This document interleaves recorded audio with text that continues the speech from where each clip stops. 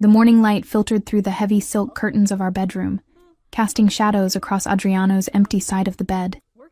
His sheets were cold, had been cold for months now. I traced my fingers over the smooth fabric, remembering when mornings meant his arms around me, his breath warm against my neck, whispered promises in Italian that made my heart race. That was 2 years ago, before the wedding, before everything changed. I pushed myself up from the bed, my reflection catching in the full-length mirror across the room. The woman staring back at me bore little resemblance to the Sophia who had walked down the aisle in that stunning Valentino gown. My nightgown hung loosely over curves that had expanded gradually, almost imperceptibly, until one day I looked in the mirror and didn't recognize myself. The extra weight settled around my hips, my thighs, my middle.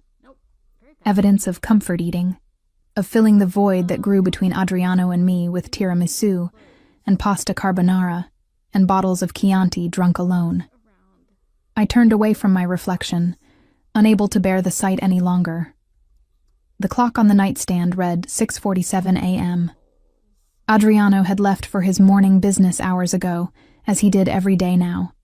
Our penthouse apartment overlooking the city felt more like a museum than a home. Beautiful, expensive, and utterly lifeless. In the kitchen, I prepared espresso with mechanical precision, the same ritual I'd performed every morning for the past 3 years. The machine hissed and gurgled, filling the silence with something other than the echo of my own thoughts. I added a splash of cream, watching it swirl into the dark liquid like smoke. Buongiorno, Signora Bianchi. Maria, our housekeeper, appeared in the doorway, her kind eyes taking in my disheveled appearance with practiced neutrality. She'd been with Adriano's family for decades, had watched him grow from a boy into the powerful man who now controlled half the city's underground operations. Buongiorno, Maria. I managed a smile that felt like a mask. Did Adriano eat before he left? No, Signora. He took only coffee as usual. She busied herself with preparing breakfast that I wouldn't eat, that Adriano wouldn't return home in time for. Shall I prepare your usual? My usual. 2 pieces of toast with butter and jam, fruit, sometimes pastries from the bakery down the street.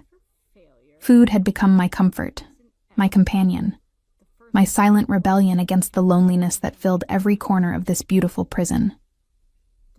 Just the coffee today, Maria. Thank you. She paused, her wrinkled hands stilling over the cutting board. Signora, you must eat. You are too thin already. The lie was kind, but we both knew the truth. I'd gained nearly 20 pounds since the wedding. 20 pounds that stood between me and the woman Adriano had desired so desperately during our courtship. 20 pounds that had somehow extinguished the fire in his eyes when he looked at me. My phone buzzed on the marble counter. A text from Lucia, my only real friend in this city of Adriano's associates, and their perfectly coiffed wives. Coffee at noon? I have news. I replied quickly.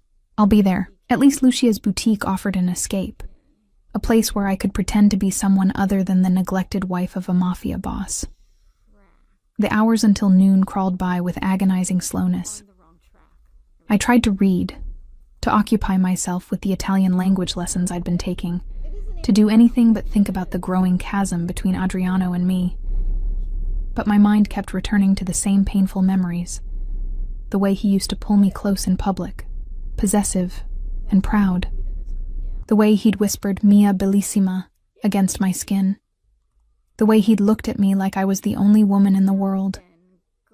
Now, he barely looked at me at all. Lucia's boutique was tucked into a quiet street in the historic district, its windows displaying elegant dresses that would never fit my current body.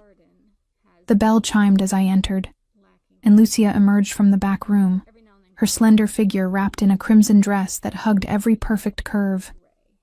Sofia, finalmente. She kissed both my cheeks, her perfume expensive and subtle. You look tired, Cara. Are you sleeping? As well as can be expected.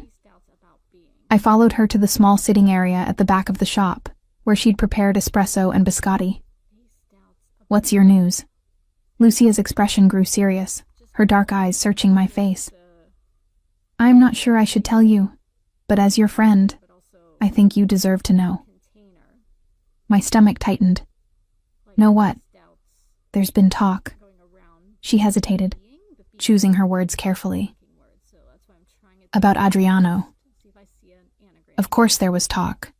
There was always talk in their world. Whispers of deals and betrayals, of power shifting like sand. But something in Lucia's tone told me this was different. "What kind of talk?" "That he's been seen with someone." Lucia's hand found mine, squeezing gently. "At Ristorante Vincenzo, twice in the past week." The bottom fell out of my world. Ristorante Vincenzo, where Adriano and I had our first date. Where he'd told me I was the most beautiful woman he'd ever seen. Where he'd kissed me for the first time under the stars on their private terrace. "Who?" The word came out as barely a whisper. "I don't know. My source only said she was young, beautiful. But Sophia..." Lucia leaned forward, her voice urgent. "This doesn't mean anything happened. You know how these men are. They meet with many people for business. But I knew Adriano. Knew the difference between his business meetings, tense, calculated, always with at least 2 of his men present, and his personal time. If he was at Vincenzo with a woman, it wasn't business." "How long have you known?" I asked, pulling my hand away. Lucia's silence was answer enough. "How long, Lucia?" 3 weeks. Guilt flickered across her face. "I didn't want to tell you until I was certain, until I had more information." 3 weeks.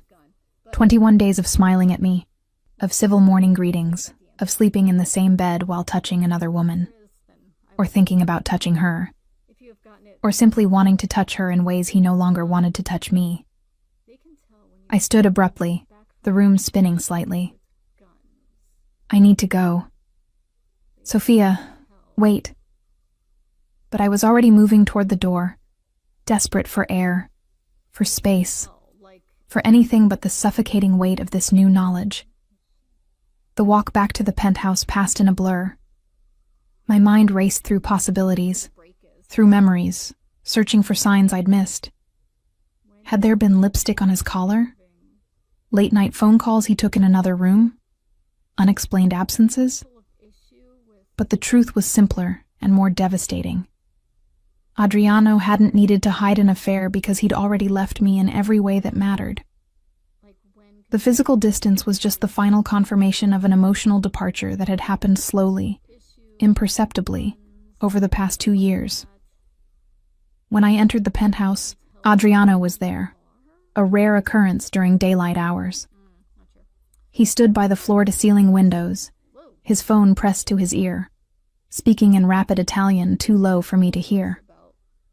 His suit jacket was draped over a chair, his white shirt crisp and perfectly fitted to his broad shoulders. Even now, after everything, the sight of him made my breath catch. He ended the call as I approached, turning to face me with an expression of polite inquiry, as if I were a business associate. A stranger.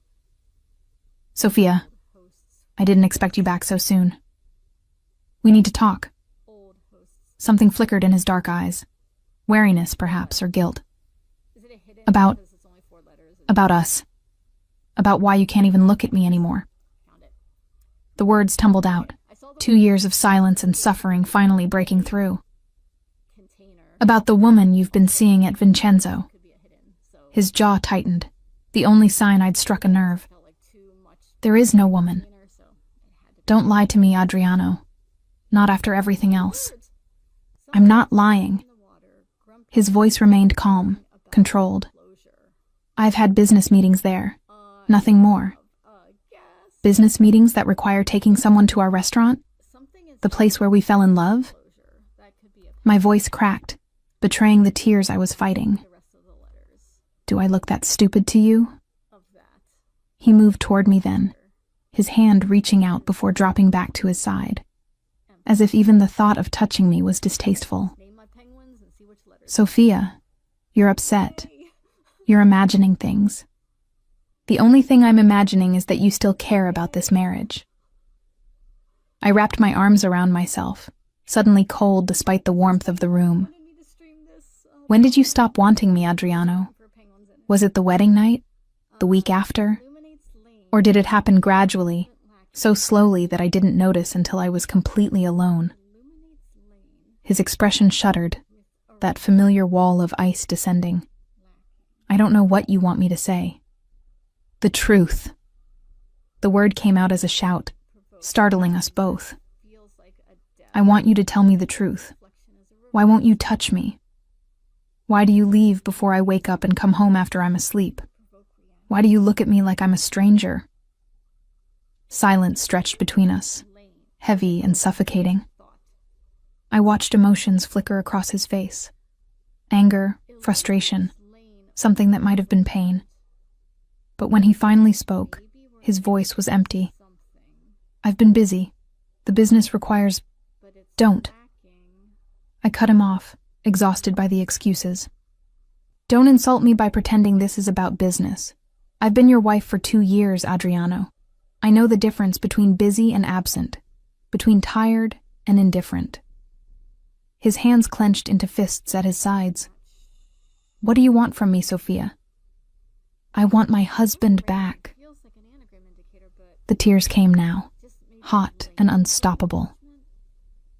I want the man who couldn't keep his hands off me, who looked at me like I was precious, who made me feel beautiful and desired and loved. People change, he said quietly, and those 2 words held more cruelty than any insult. Marriages change. Into what? Into this. I gestured at the space between us, at the cold distance that had become our normal. Into 2 people living separate lives under the same roof. He turned back to the window, his shoulders rigid. I provide for you. You want for nothing. Isn't that enough? No. The word was simple, final. It's not enough. It's never been enough. When he didn't respond, didn't even turn to look at me, something inside me broke. Not the sharp pain of a sudden wound, but the slow crumbling of something that had been dying for months. My marriage. My self-worth. My hope. I want a divorce. The words hung in the air between us, and for a moment, everything stopped. Adriano's shoulders stiffened, his hand gripping the window frame so tightly his knuckles went white. No. It's not your decision to make. He turned then, his face a mask of cold fury. You're my wife, Sophia. That's not something you can simply walk away from. Watch me. I was shaking now, adrenaline and heartbreak flooding my system. I won't spend another day feeling invisible in my own home. I won't keep pretending that everything is fine when you can't even stand to be in the same room as me. This is ridiculous. His voice rose, control slipping for the first time. You're being dramatic. I'm being honest, something you clearly can't manage. I moved toward the bedroom, needing to be away from him, from this conversation, from the ruins of everything I'd believed in. I'll have my lawyer contact yours. I want nothing from you except my freedom. Sophia.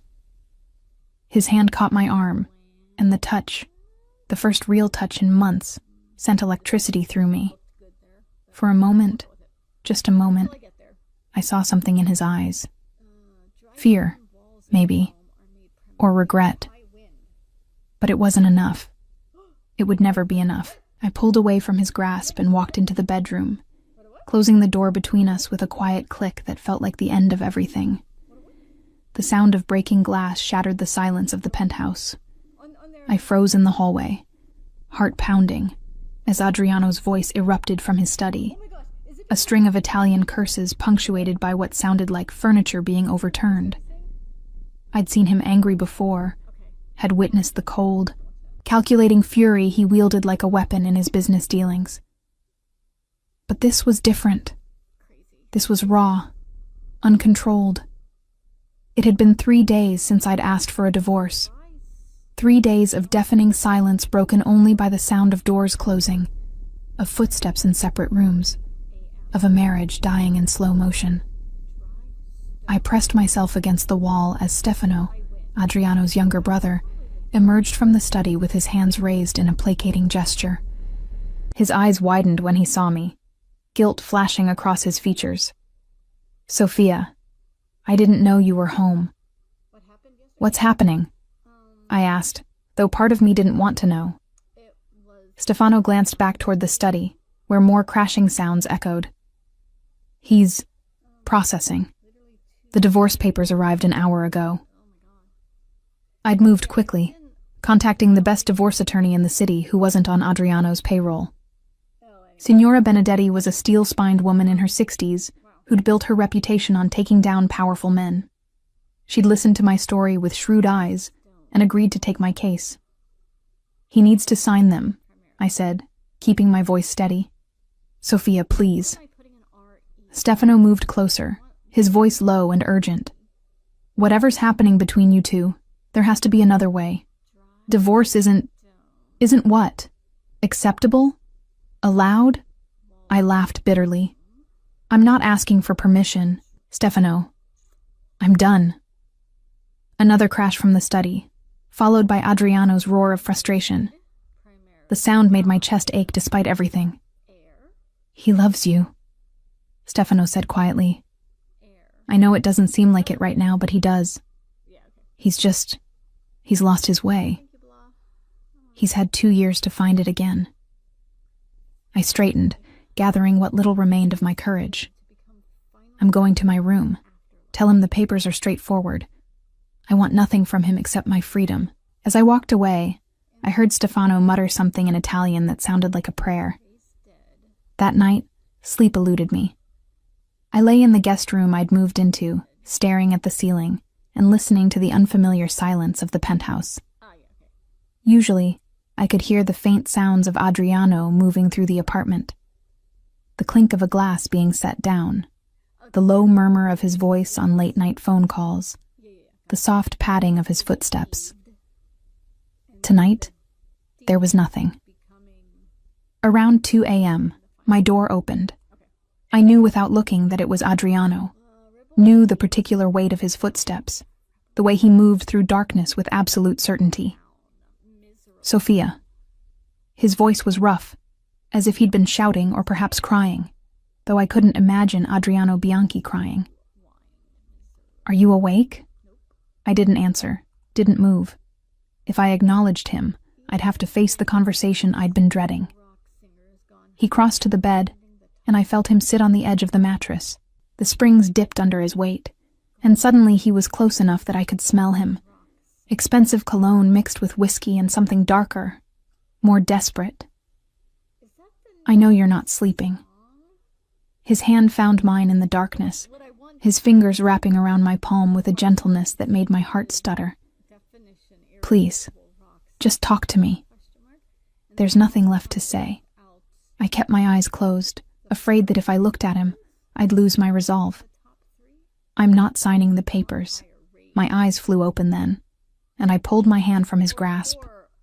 In the dim light filtering through the curtains, I could make out his profile, the strong line of his jaw, the dark shadows under his eyes, the disheveled state of his usually immaculate hair.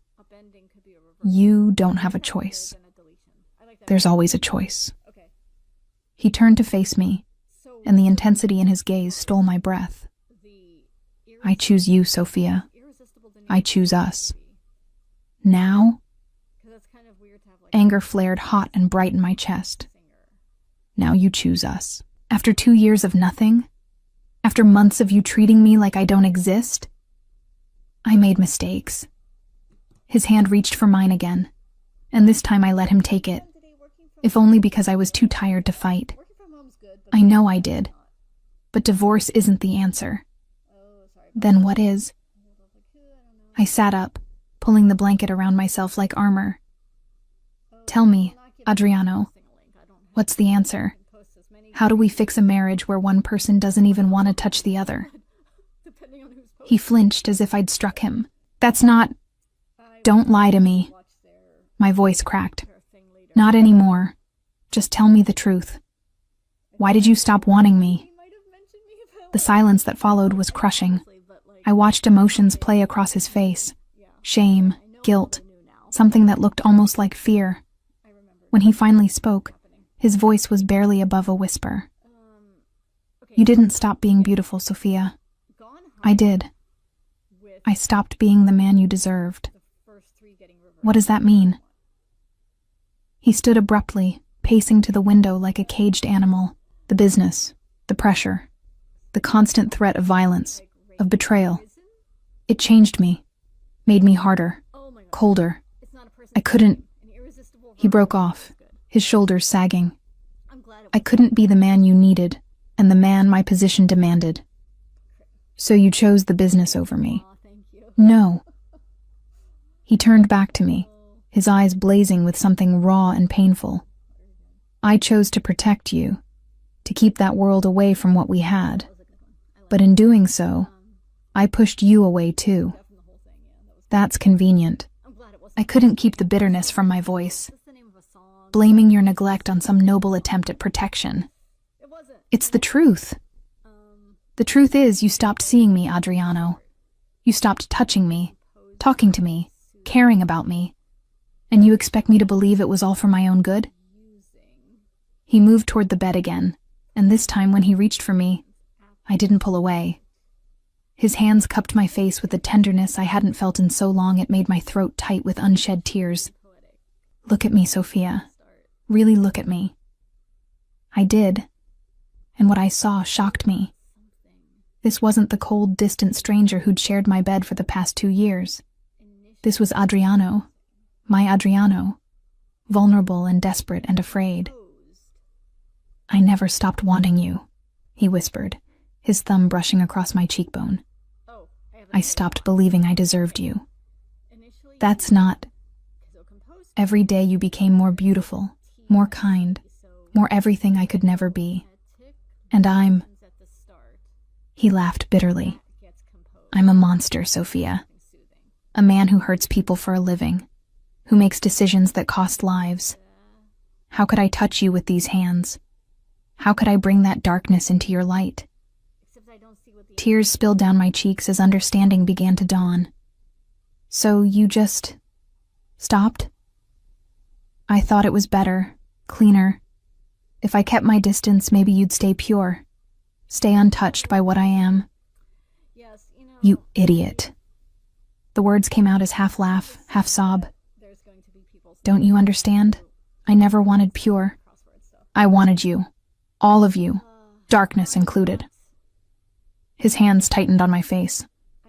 The weight you gained. Don't. I tried to pull away, but he held firm. Let me finish, please. He took a shaky breath.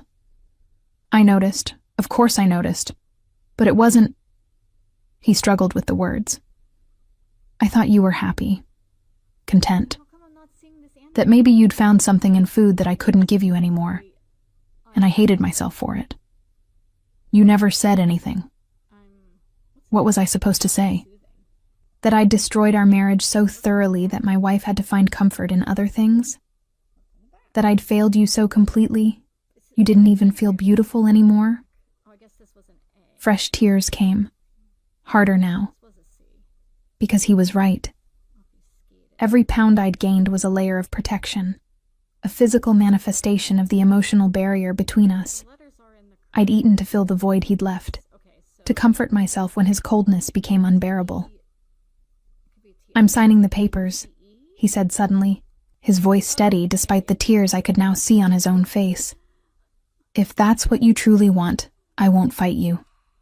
But Sophia, his forehead pressed against mine, give me 1 month, 30 days to prove that I can be the man you married, the man you deserve.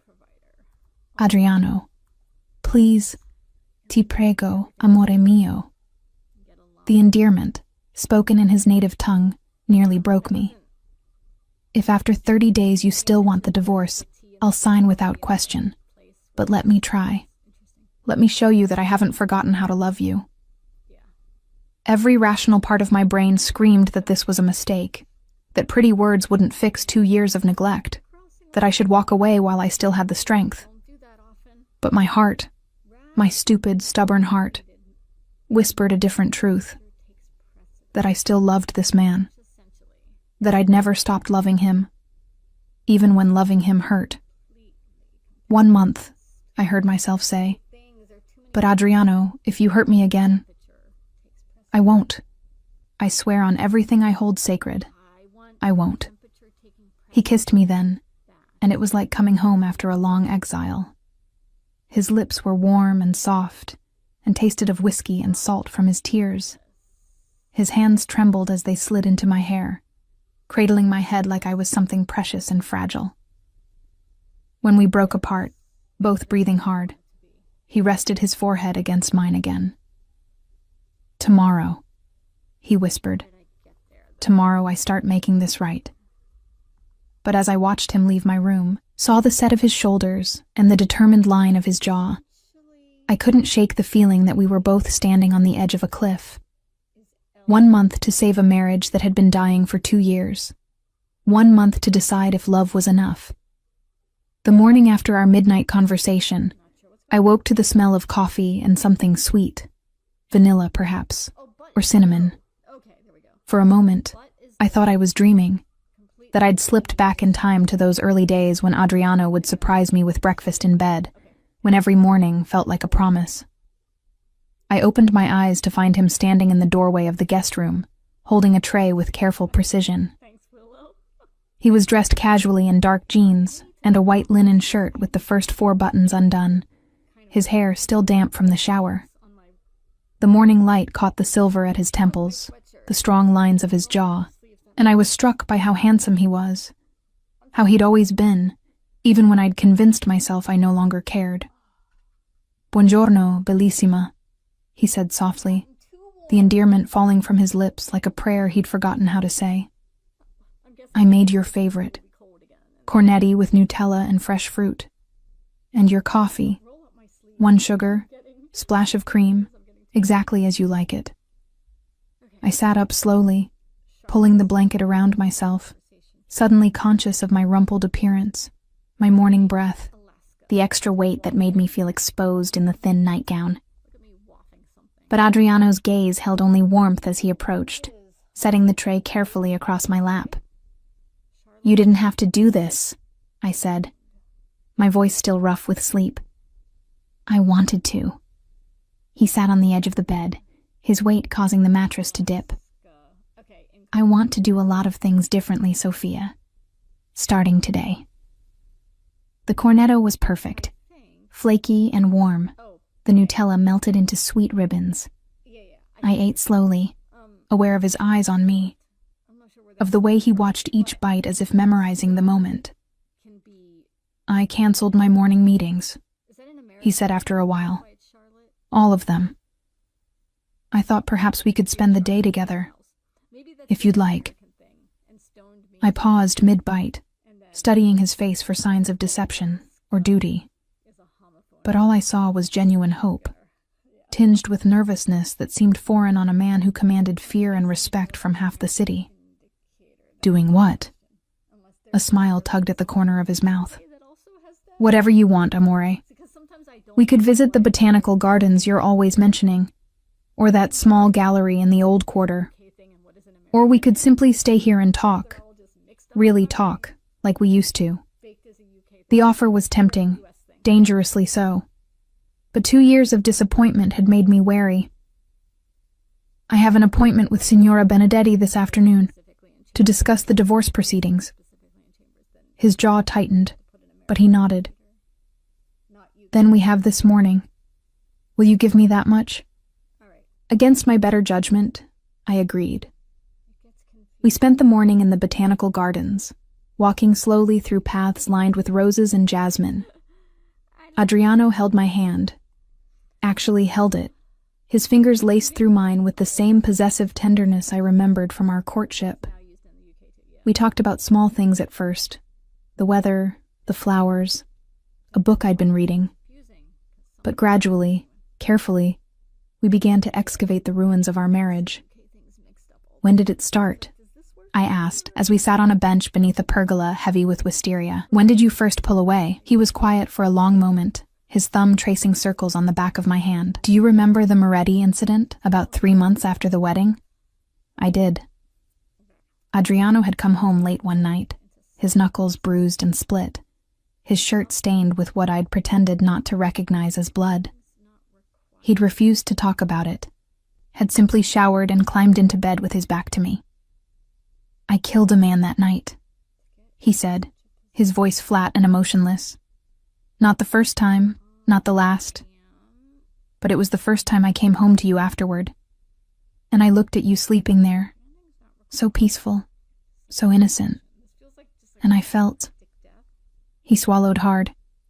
I felt filthy, contaminated, like I had no right to touch you with hands that had just taken a life. Adriano. After that, every time I touched you, all I could think about was what these hands had done, what they would do again. I started finding excuses not to come to bed, to leave early, to keep distance between us so that maybe you wouldn't see the monster I'd become. I never saw a monster, I said quietly. I saw my husband shutting me out. I saw a man who'd made vows to me and then acted like I didn't exist. I know. Dio, I know. He turned to face me fully, his dark eyes searching mine.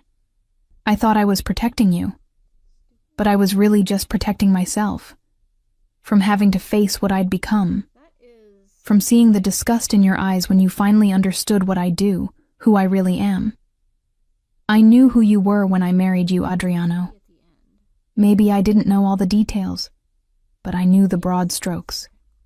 You were never just a legitimate businessman to me. And the weight?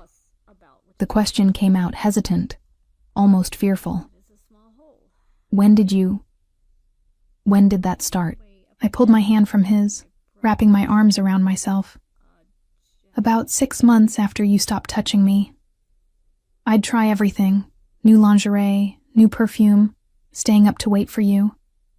But you just looked through me like I was invisible. And I started to wonder if it was because I wasn't attractive enough anymore. If I'd let myself go, and that's why you didn't want me. That's not.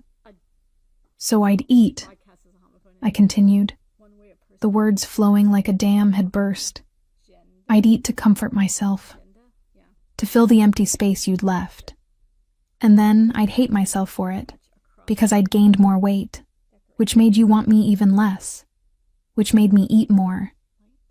It was a vicious cycle, and I couldn't break it because the alternative was facing how alone I felt in my own marriage. Adriano's hand covered his mouth, his eyes glistening with unshed tears. Madonna Santa Sofia, what have I done to you? You broke my heart, I said simply. Slowly, quietly, over 2 years. You broke it so thoroughly that I didn't even recognize myself anymore. He reached for me then, pulling me against his chest, despite my initial resistance. His arms wrapped around me with a desperation that felt like drowning and salvation all at once. Let me fix it, he whispered into my hair. Let me spend every day for the rest of my life making this right. Please, amore, give me the chance to prove that I haven't forgotten how to love you. I wanted to believe him. God, how I wanted to believe him. But believing meant risking my heart again, meant opening myself up to the possibility of being shattered once more. Actions, Adriano, I said, pulling back to look at him. Not words. I need to see change, not just hear promises. Then watch me, he said, his voice fierce with determination. Watch me prove it every single day. The afternoon appointment with Signora Benedetti was tense. She sat across from me in her elegant office, her steel-gray hair pulled back severely, her sharp eyes taking in my conflicted expression. You're having second thoughts, she observed, not unkindly. He wants 30 days, I admitted, to prove he can change, to save the marriage. Signora Benedetti leaned back in her leather chair, steepling her fingers. Sophia, in my 40 years of practice, I've seen many women give their husbands second chances. Sometimes it works. More often, it simply postpones the inevitable and causes more pain in the process. But sometimes it works. Sometimes. She opened a folder on her desk. The question you need to ask yourself is this: is he changing because he genuinely recognizes his mistakes and wants to be a better husband? Or is he changing because he's afraid of losing his possession? The word possession hit me like a physical blow. Was that what I was to Adriano? Another asset to be controlled and kept? I don't know, I whispered. Then use these 30 days wisely. Watch not just what he does for you, but how he treats others when he thinks you're not looking. Pay attention to whether he's really changing or just performing change. She slid the folder toward me. These are the divorce papers. I'm filing them as planned. The 30-day waiting period before the hearing gives you time to decide. If he truly changes, if you truly believe this marriage can be saved, we can withdraw the petition. But Sophia, her gaze sharpened, don't mistake loneliness for love, and don't mistake fear of being alone for a reason to stay. I left her office with the folder clutched to my chest, her words echoing in my mind. That evening, Adriano was waiting when I returned to the penthouse. But he wasn't alone. Stefano sat on the sofa, and standing near the windows was Marco Esposito, Adriano's most trusted lieutenant, a barrel-chested man with scarred knuckles and surprisingly kind eyes. Sophia, Adriano said, standing as I entered. I want to apologize. Properly. In front of witnesses, so you know I mean every word. I stood frozen in the entryway, my heart hammering against my ribs. Adriano crossed to me, then did something I'd never seen him do. He dropped to one knee, taking my hand in both of his. Sofia Romano Bianchi, I have failed you as a husband. I have been cold when I should have been warm, distant when I should have been present, silent when I should have spoken truth. I have allowed my own shame and fear to poison the most precious thing in my life. You. His voice cracked slightly. I cannot undo the past 2 years. I cannot erase the pain I've caused.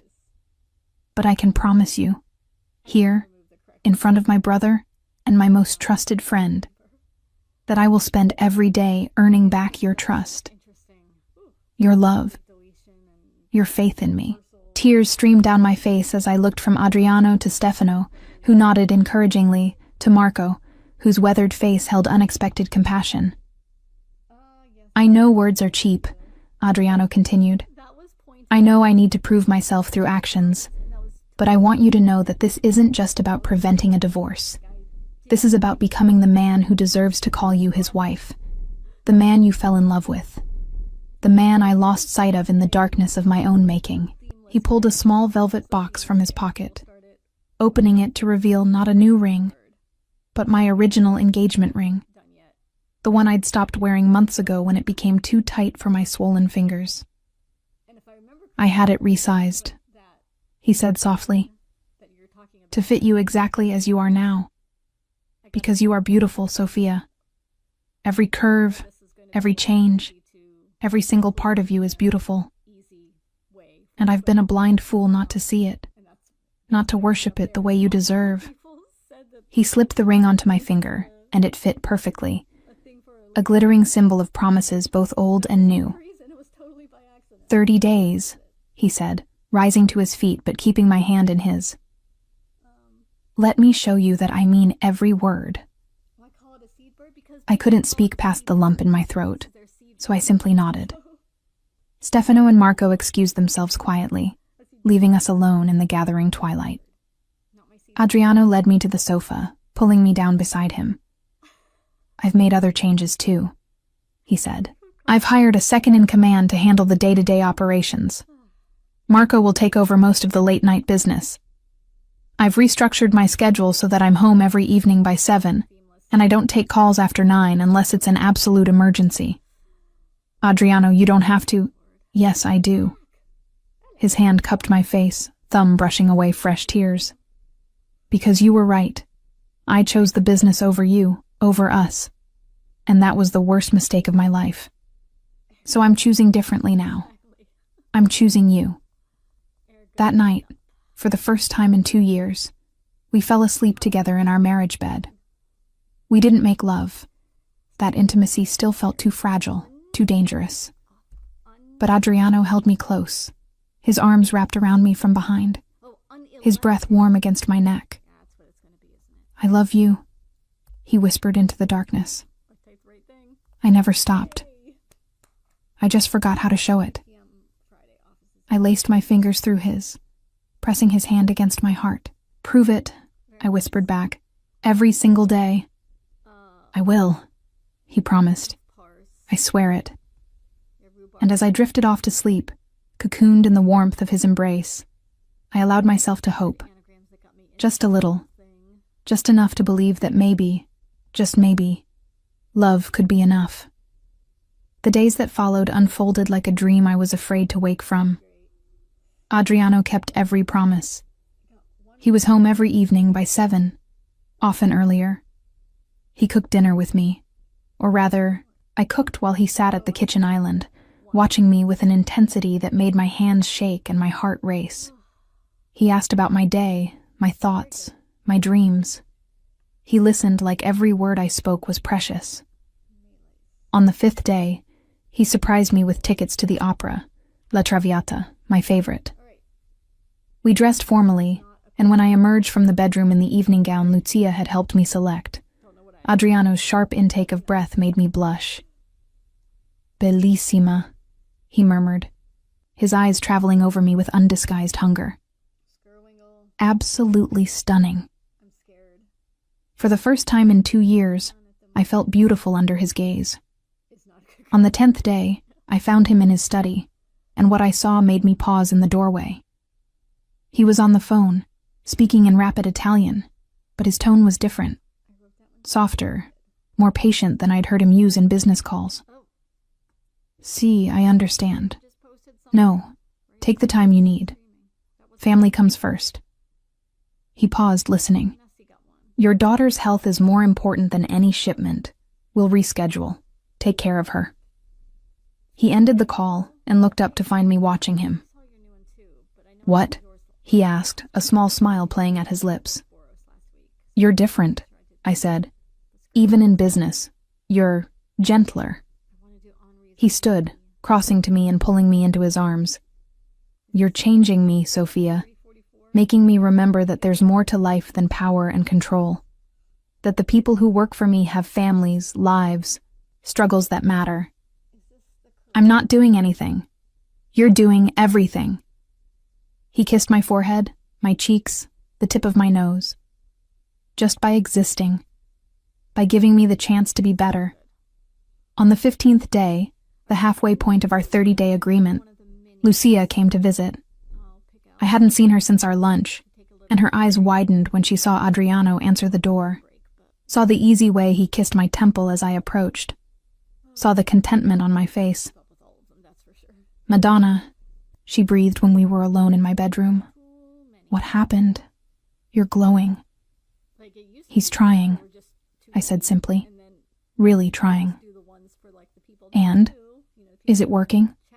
I looked at my reflection in the mirror, at the woman who looked softer, less guarded than she had 2 weeks ago.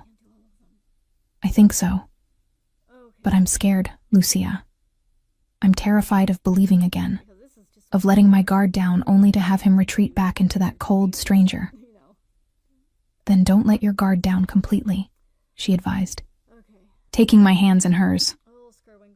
Hope for the best, but protect yourself. And Sophia, her expression grew serious. Make sure he knows what you need, not just what he thinks you need. That evening, I took Lucia's advice to heart. When Adriano and I sat down to dinner, pasta carbonara he'd insisted on making himself, though I'd had to coach him through every step, I brought up something that had been weighing on me. Adriano, I want to start seeing a therapist. His fork paused halfway to his mouth. A therapist? For me? For us, if you're willing. But definitely for me. I set down my own fork, meeting his gaze steadily. These past 2 years have done damage that won't heal with just romantic gestures and apologies. I need help processing everything. And I need tools to make sure I never lose myself like that again. For a moment, I thought he might resist, might see it as a threat or an insult. But then he nodded slowly. Of course, whatever you need. And yes, I'll come with you, if you want me there. I do. We need to learn how to talk to each other again. Really talk, without the walls we've both built up. He reached across the table, taking my hand in his. Thank you for still fighting for us, Sophia. For not giving up completely. I haven't decided yet, I reminded him gently. We still have 15 days left. I know. And I intend to make every single one count. He kept that promise. On day 17, he took me to the beach house we'd visited on our honeymoon, but hadn't returned to since. We walked along the shore at sunset, his arm around my waist, and he told me stories from his childhood. Stories of his mother, who died when he was 12, of learning to be strong when all he wanted was to be soft. My father taught me that emotion was weakness, he said, staring out at the waves.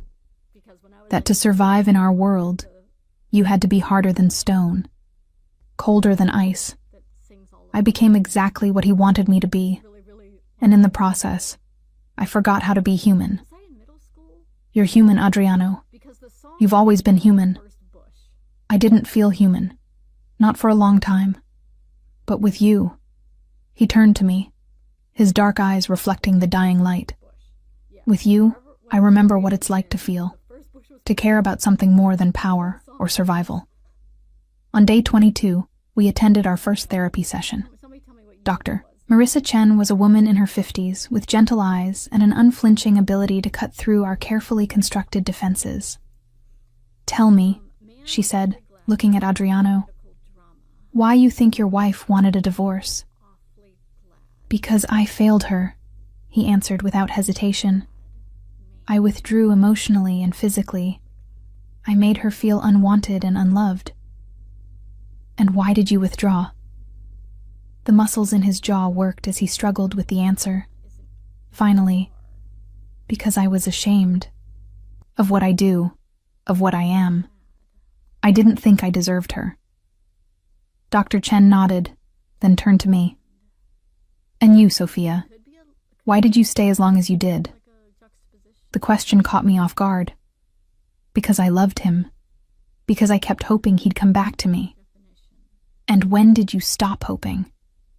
I thought about that moment in Lucia's boutique, the moment I'd learned about the woman at Vincenzo. But that hadn't been when I'd stopped hoping. I'd stopped hoping months before that, in 1,000 tiny moments of rejection and indifference. When I realized he wasn't coming back, I said softly. When I understood that the man I'd married was gone, replaced by someone who saw me as an obligation rather than a choice. And now? Dr. Chen looked between us. What's changed? I'm fighting for her, Adriano said, his hand finding mine. For us. I'm choosing her every day. Actions matter, I added. He's showing me, not just telling me. We left that session emotionally drained, but somehow lighter, as if excavating our pain had created space for something new to grow. On day 28, 2 days before our 30-day deadline, I woke to find Adriano already awake beside me, propped up on one elbow, watching me sleep. Buongiorno, amore, he murmured, his free hand tracing the curve of my hip through the silk nightgown. What am I missing? You're staring, I said, suddenly self-conscious despite the weeks of his consistent attention. I'm memorizing. Every curve, every line, every beautiful detail. His hand continued its slow exploration, and I felt heat bloom in my core. Sophia, I want to make love to you. Not because I think it will convince you to stay, but because I've missed you. Missed touching you, tasting you, being one with you. My breath caught. We'd been intimate in small ways over the past weeks. Kisses that lingered, touches that promised more. But nothing like this. Nothing so direct, so hungry. I'm scared, I admitted. Of me? Of hoping. Of believing this is real only to have it snatched away again. He shifted, hovering over me, his weight braced on his forearms. Then let me prove it. Let me worship you the way you deserve. Let me show you that this body... His lips brushed my collarbone. Every inch of it is beautiful to me. That you are beautiful to me. When I nodded, trembling, he began a slow, reverent exploration that erased 2 years of doubt and pain. He took his time, murmuring words of worship in Italian as he learned my body all over again, paying special attention to the places where I'd changed, where I'd added softness and curves. Sei perfetta, he whispered against my skin. Perfect. Sei la mia vita. You are my life. And as we moved together in the morning light, I felt something fundamental shift inside me. Not forgiveness. That would take more time. But hope. Real, fragile, terrifying hope. Afterward, we lay tangled together, his hand resting possessively on my hip. 2 more days, he said quietly, and then you decide. I turned in his arms, meeting his gaze. I need you to understand something, Adriano. If I stay, if I withdraw the divorce petition, it can't go back to how it was. We keep going to therapy. You keep making time for us. And if you ever shut me out like that again, I won't. Te lo juro. He kissed me fiercely. I swear it, on my life, on my honor, on everything I hold sacred. I will never take you for granted again. Then ask me, I whispered. Ask me what you want to know. His eyes searched mine, vulnerable and hopeful. Will you stay, Sophia? Will you give us another chance? And despite every rational warning, despite the fear still lodged in my chest, despite the scars that hadn't fully healed, I heard myself answer, yes. The morning after I agreed to stay, I woke to find Adriano's side of the bed empty again. For a moment, panic seized my chest. Had last night been a dream? Had he already reverted to his old patterns, disappearing before dawn? Then I heard it. The soft clink of dishes from the kitchen, the rich aroma of espresso, and something else. Was he singing? I slipped out of bed, pulling on a silk robe, and padded quietly down the hallway. Adriano stood at the stove, dressed only in low-slung pajama pants, his muscled back moving as he whisked eggs in a bowl. He was indeed singing, badly, off-key, some old Italian love song his mother used to play. The domesticity of the scene made my throat tight with emotion. You're awake, he said without turning around, and I realized he'd been watching my reflection in the window above the sink. I was trying to surprise you with breakfast in bed. Sospesi miei piani, bellissima. Your plans aren't ruined, I said, crossing to him and wrapping my arms around his waist from behind. The warmth of his skin against my cheek felt like coming home. This is better. He turned in my embrace, pulling me close. Buongiorno, Mrs. Bianchi. How does it feel to have undivorced your husband? I laughed, actually laughed, and the sound felt foreign after so many months of silence and tears.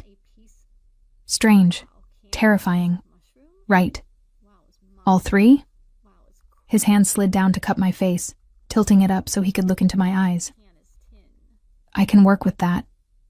We ate breakfast together at the kitchen island, our knees touching, stealing kisses between bites of fluffy scrambled eggs and fresh cornetti from the bakery downstairs.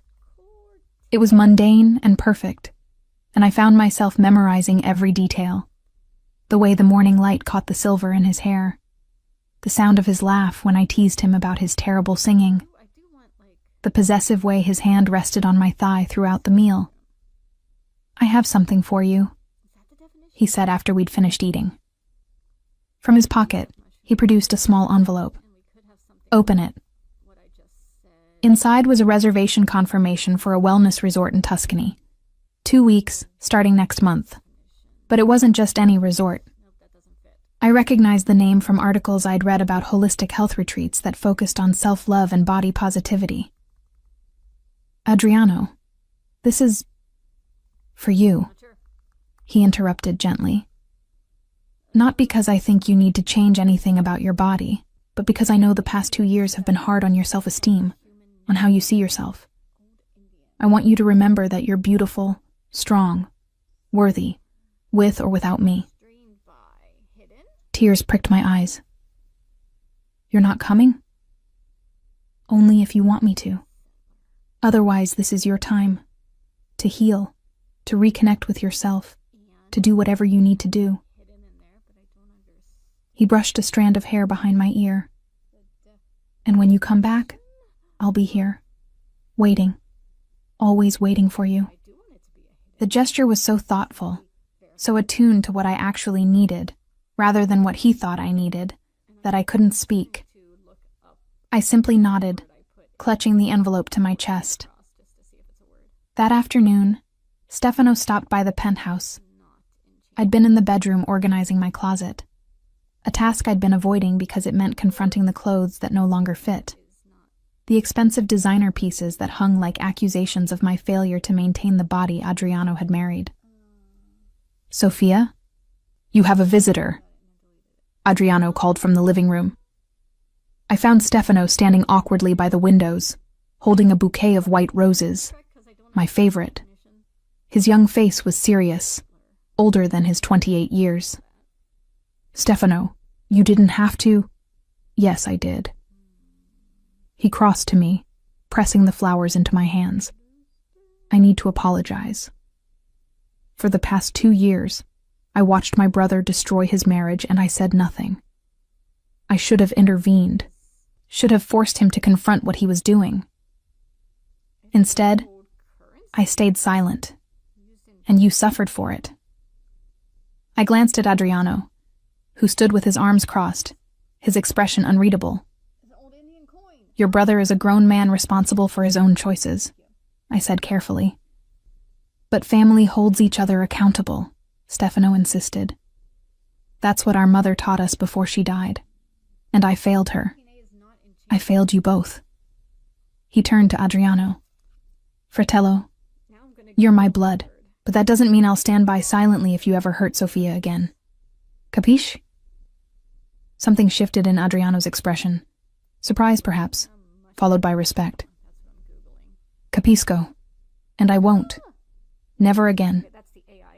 Stefano nodded, satisfied, then turned back to me. "He's different, Sofia. I don't know if you've noticed, but he's different even with the men. More patient, more human. Whatever magic you worked, thank you. You gave me my brother back."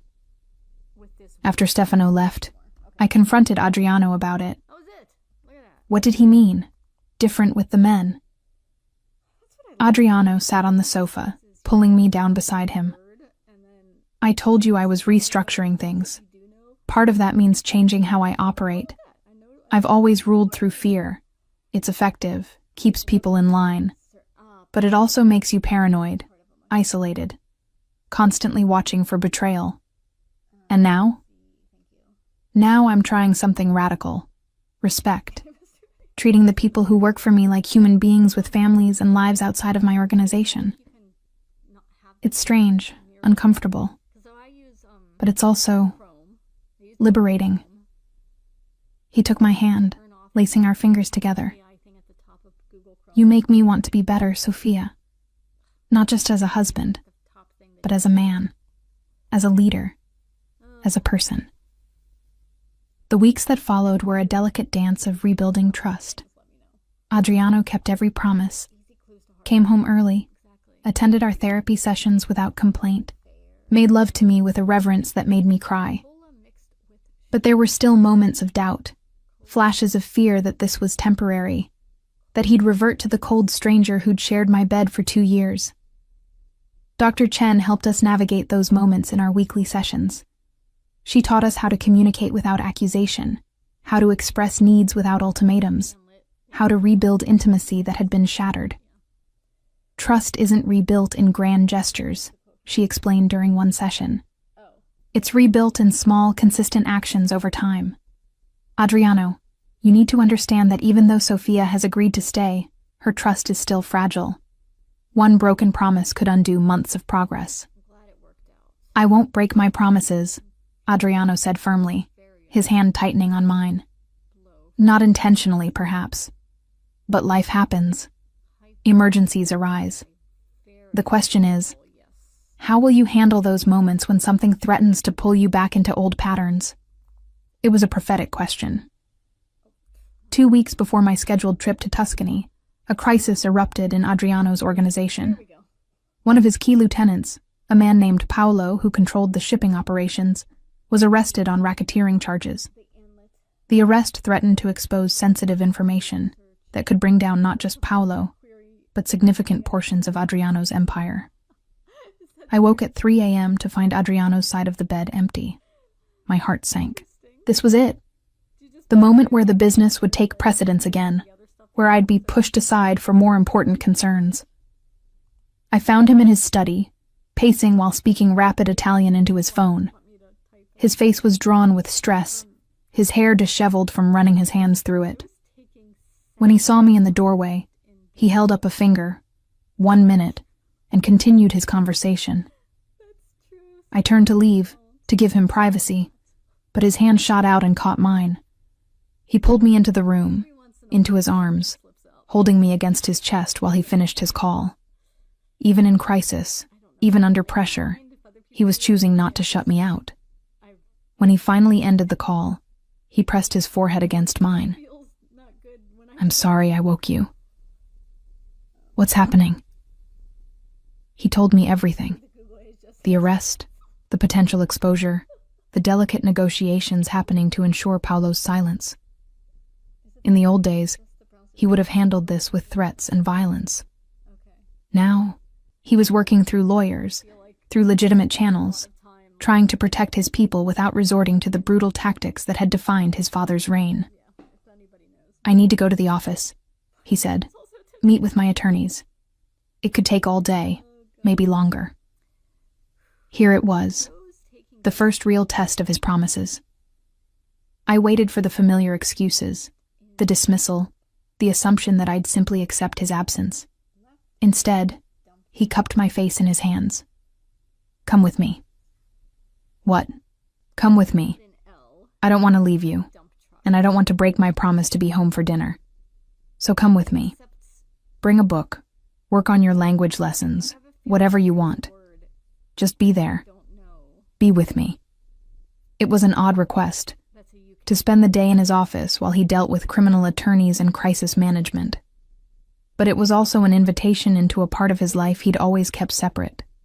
A gesture of inclusion rather than exclusion. Okay, I said. Give me 20 minutes to get dressed. His office was in a nondescript building downtown, deliberately unremarkable from the outside. But inside, it was pure Adriano.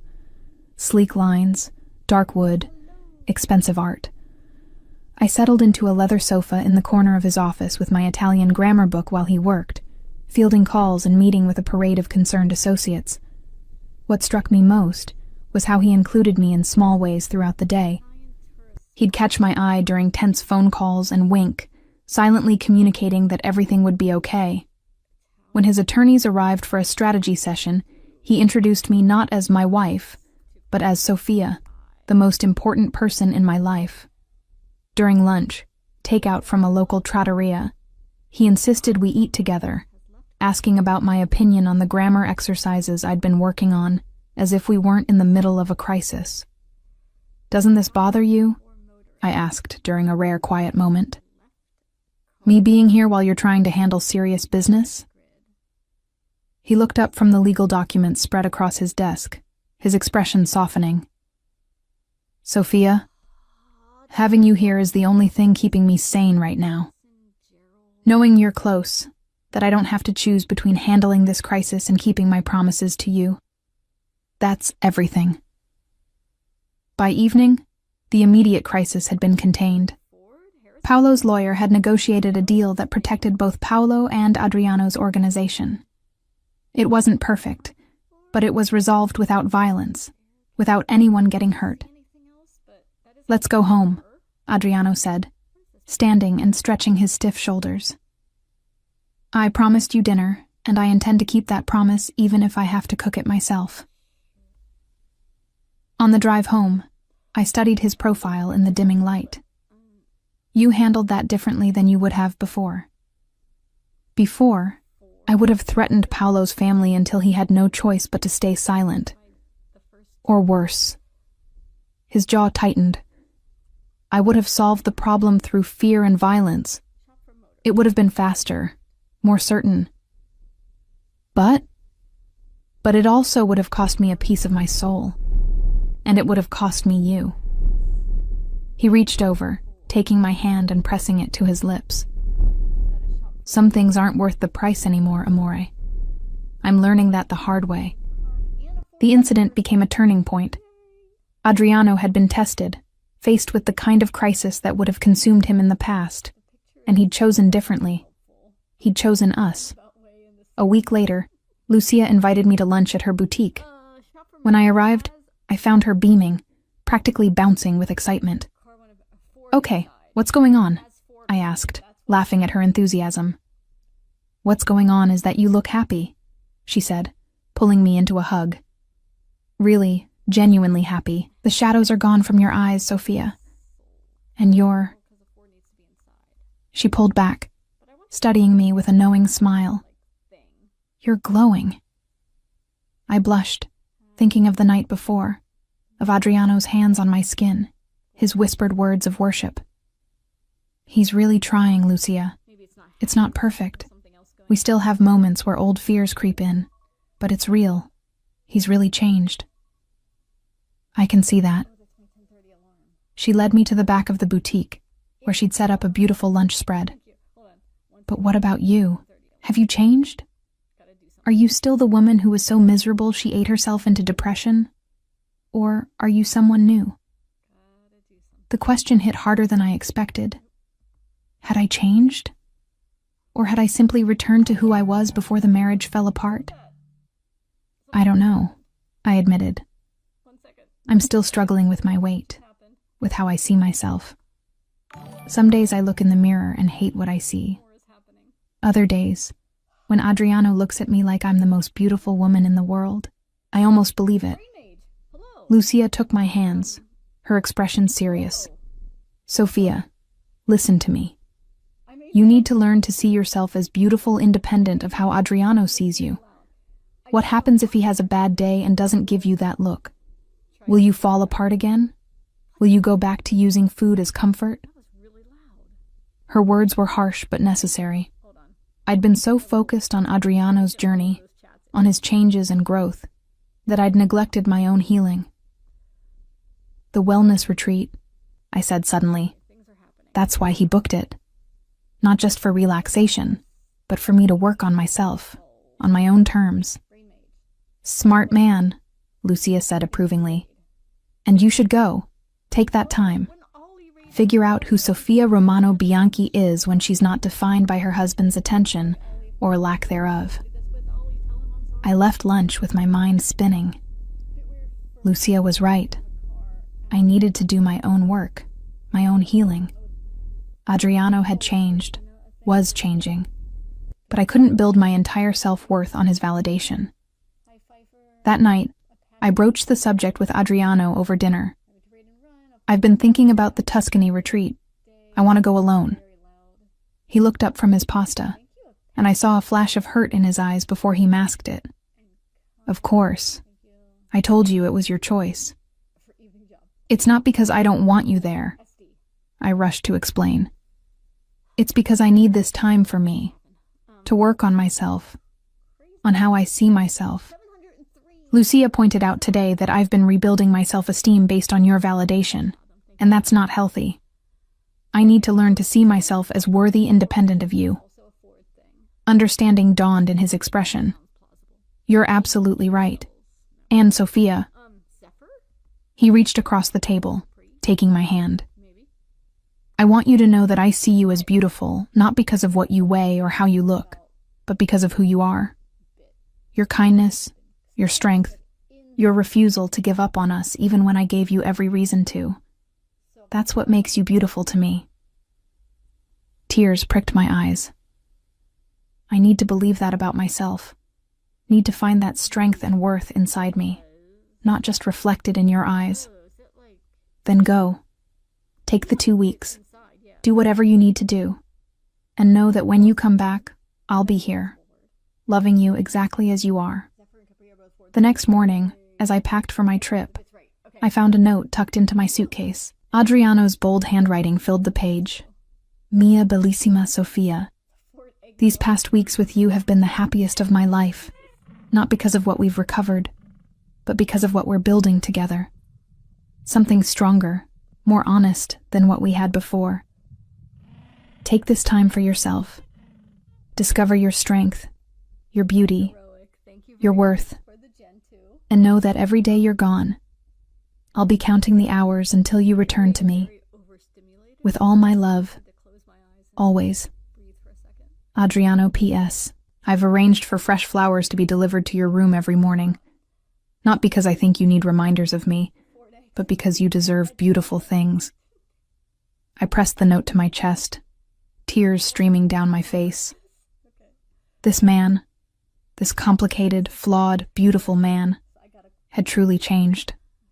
And more importantly, he was giving me the space and support to change too. As the car pulled away from the penthouse, heading toward the airport, I looked back to see Adriano standing on the balcony, watching me leave. Not with the cold indifference of the past, but with love written plainly across his face. 2 weeks. 2 weeks to work on myself, to heal, to grow. And then I'd return to him, not as a broken woman seeking validation, but as a whole person choosing to share her life with someone who cherished her. For the first time in 2 years, I felt truly hopeful about our future. The Tuscan sun filtered through white linen curtains, warming my face as I woke on my first morning at Villa Serenita. The room was simple but elegant. Terracotta floors, exposed wooden beams, and those promised fresh flowers in a ceramic vase by the window. White peonies today, their sweet fragrance mingling with the scent of lavender from the gardens below. I'd arrived late the previous evening, too tired from travel to do more than collapse into the surprisingly comfortable bed.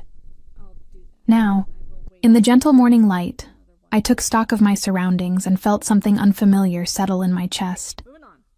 Peace. A knock at the door announced breakfast. Fresh fruit, yogurt with local honey, and strong Italian coffee. The note beside the tray was in flowing script. Buongiorno, Sofia. Your first session with Dr. Alessandra begins at 10 a.m. in the garden pavilion. Wear comfortable clothes. Come with an open heart. Bianca, your wellness concierge doctor, at. Alessandra Conti turned out to be a woman in her 60s with silver hair twisted into a loose knot and eyes that seemed to see straight through to my soul. She was waiting in a beautiful open-air pavilion surrounded by olive trees when I arrived, exactly on time. Sofia Bianchi, she said, rising to greet me with a warm embrace. Welcome. Please, sit. Tell me why you're here. I settled into the cushioned chair across from her, the morning breeze carrying the scent of rosemary and sage. My husband arranged this. He thought I needed time to work on myself. And what do you think? Her Italian accent was musical, soothing. I think he's right. I think I've spent 2 years hating myself, using food to fill a void, forgetting who I was before everything fell apart. The words tumbled out, 2 years of pain condensed into a few sentences. Dr. Alessandra nodded slowly. And who were you before? Before the marriage, before the pain. Who was Sophia? The question should have been simple. Instead, I found myself struggling to remember. Had I ever really known who I was, independent of relationships, of others' perceptions? I don't know, I whispered. I don't think I ever knew. Then let's find out together. She smiled, warm and encouraging. Over these next 2 weeks, we're going to strip away all the layers you've built up. The wife, the victim, the woman who lost herself. And we're going to discover who lives underneath all of that. The real Sophia. The days that followed were unlike anything I'd experienced. Each morning began with yoga at sunrise, moving my body in ways it hadn't moved in years. At first I was clumsy, self-conscious of my weight, of how the instructor, a lithe woman named Julia, moved with such fluid grace while I struggled with basic poses. But Julia was patient, kind. Your body is not your enemy. Sophia, she said during our third session, watching me nearly give up on a particularly difficult stretch. It's been carrying you through pain, through stress, through heartbreak. Thank it for its strength instead of punishing it for its changes. The concept was revolutionary. Thank my body? The body I'd spent 2 years resenting, hiding, trying to shrink through starvation and shame. Close your eyes, Julia instructed. Put your hand on your heart. Feel it beating. That heart has loved deeply, has broken, and healed. Thank it. Tears streamed down my face as I followed her instructions, feeling my heart's steady rhythm beneath my palm. Thank you, I whispered. Thank you for keeping me alive when I wanted to disappear. Afternoons were spent in therapy sessions with Dr. Alessandra, excavating the roots of my pain. We talked about my childhood, growing up with a mother who prized beauty above all else, who put me on my first diet at age 12 when I'd gained weight during puberty. We talked about my relationships before Adriano, a string of men who'd valued my appearance, but never bothered to know the person inside. You've spent your entire life believing your worth is determined by how you look, Dr. Alessandra observed during our 5th session. By the numbers on a scale, the size of your clothes, the desire in a man's eyes. But Sophia, that's not where worth comes from. That's not where beauty lives. Then where does it live? I asked, desperate for an answer. She pressed her hand to my chest, right over my heart. Here, in your kindness, your resilience, your capacity to love even when loving hurts. That's real beauty. The kind that doesn't fade with time or change with weight. The retreat also included cooking classes, not dieting or restriction, but learning to appreciate food as nourishment and pleasure, rather than punishment or comfort. Chef Marco taught us to prepare traditional Tuscan dishes, to savor each bite mindfully, to distinguish between physical hunger and emotional hunger. Food is not the enemy, he said, his weathered hands moving deftly as he demonstrated how to make fresh pasta. Food is life, celebration, connection. When we eat with shame or guilt, we poison the experience. When we eat with gratitude and presence, we nourish not just our bodies, but our souls. I called Adriano every evening, sitting on my small balcony as the sun set over the Tuscan hills. He always answered on the first ring, his voice warm and eager. Amore mio, how was your day? He'd ask, and I'd tell him about the yoga, the therapy, the small revelations that were reshaping how I saw myself. He never rushed me, never seemed impatient with my lengthy descriptions. He simply listened, occasionally asking questions that showed he was really hearing me, really understanding. I'm proud of you, he said on our 6th night apart, for doing this work, for being brave enough to face yourself. I miss you, I admitted, surprised by how much I meant it. 2 weeks ago, I'd been afraid to leave because I didn't trust that he'd still be there when I returned.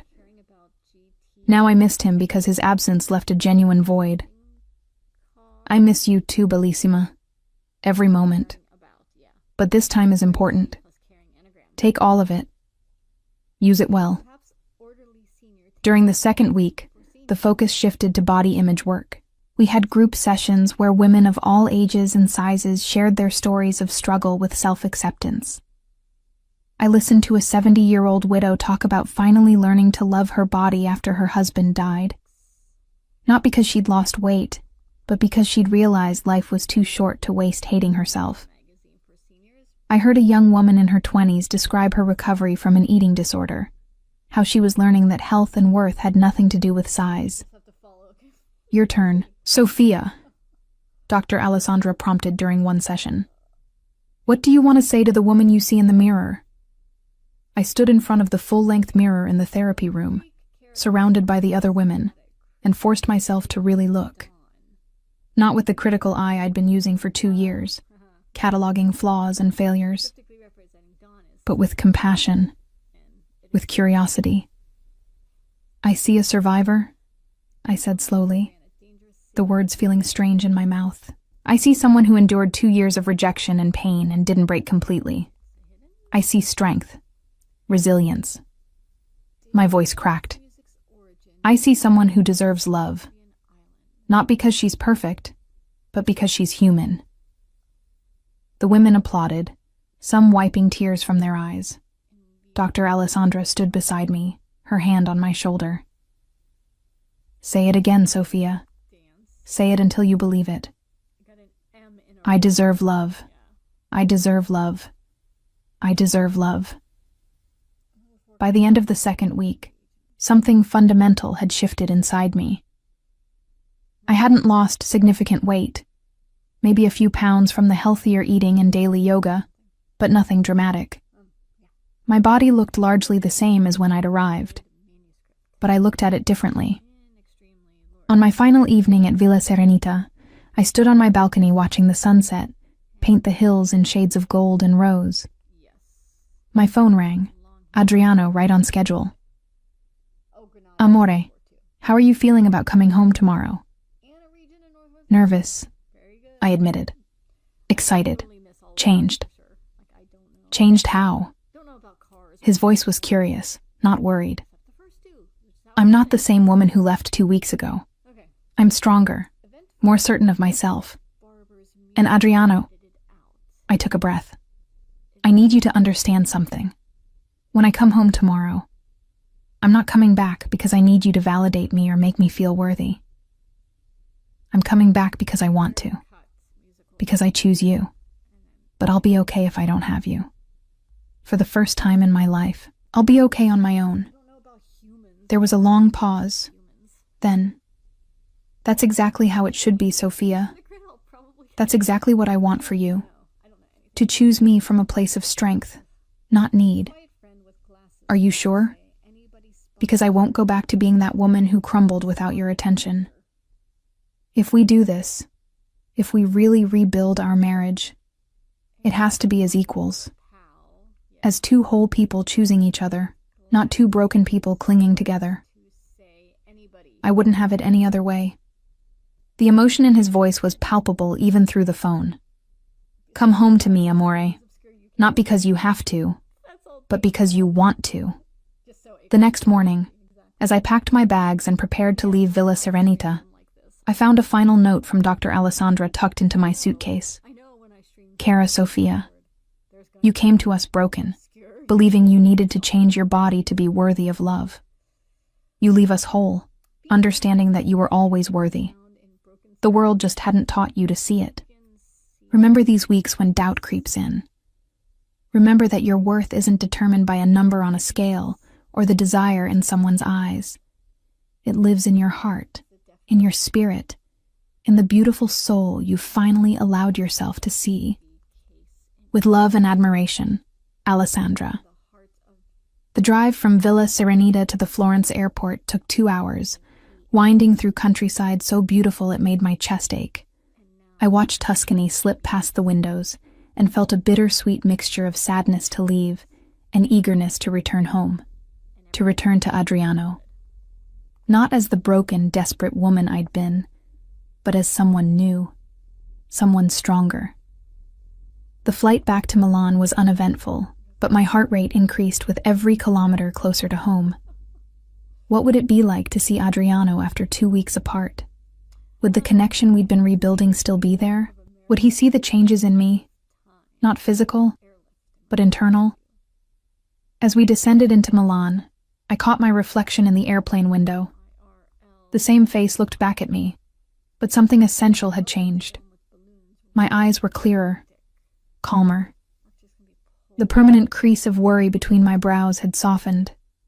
I looked like myself again. Or perhaps for the first time.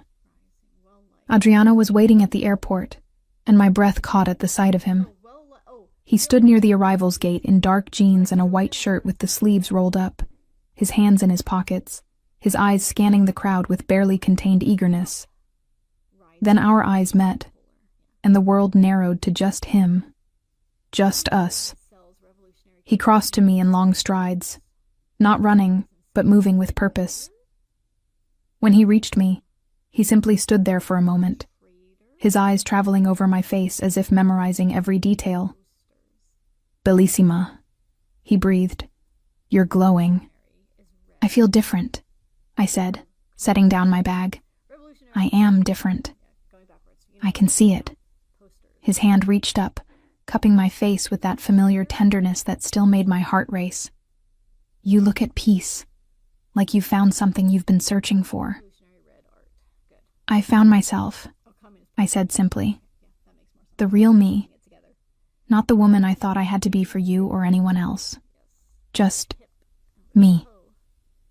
He kissed me then, right there in the crowded airport, with travelers streaming around us and announcements echoing overhead. It was a claiming kiss, passionate and possessive, but also reverent, like he was rediscovering me all over again. When we finally broke apart, both breathless, he pressed his forehead to mine. "Welcome home, amore mio. I've missed you every second of these 14 days.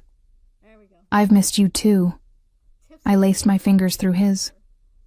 "But Adriano, I need you to know, I'm not coming back to the way things were. I'm not the same woman who left. I know, and I don't want you to be." He picked up my bag with one hand, keeping the other firmly locked with mine. "I want this new woman, this strong, certain version of you. I want to meet her, know her, love her." As we walked through the airport toward the parking garage, I caught sight of us reflected in a storefront window.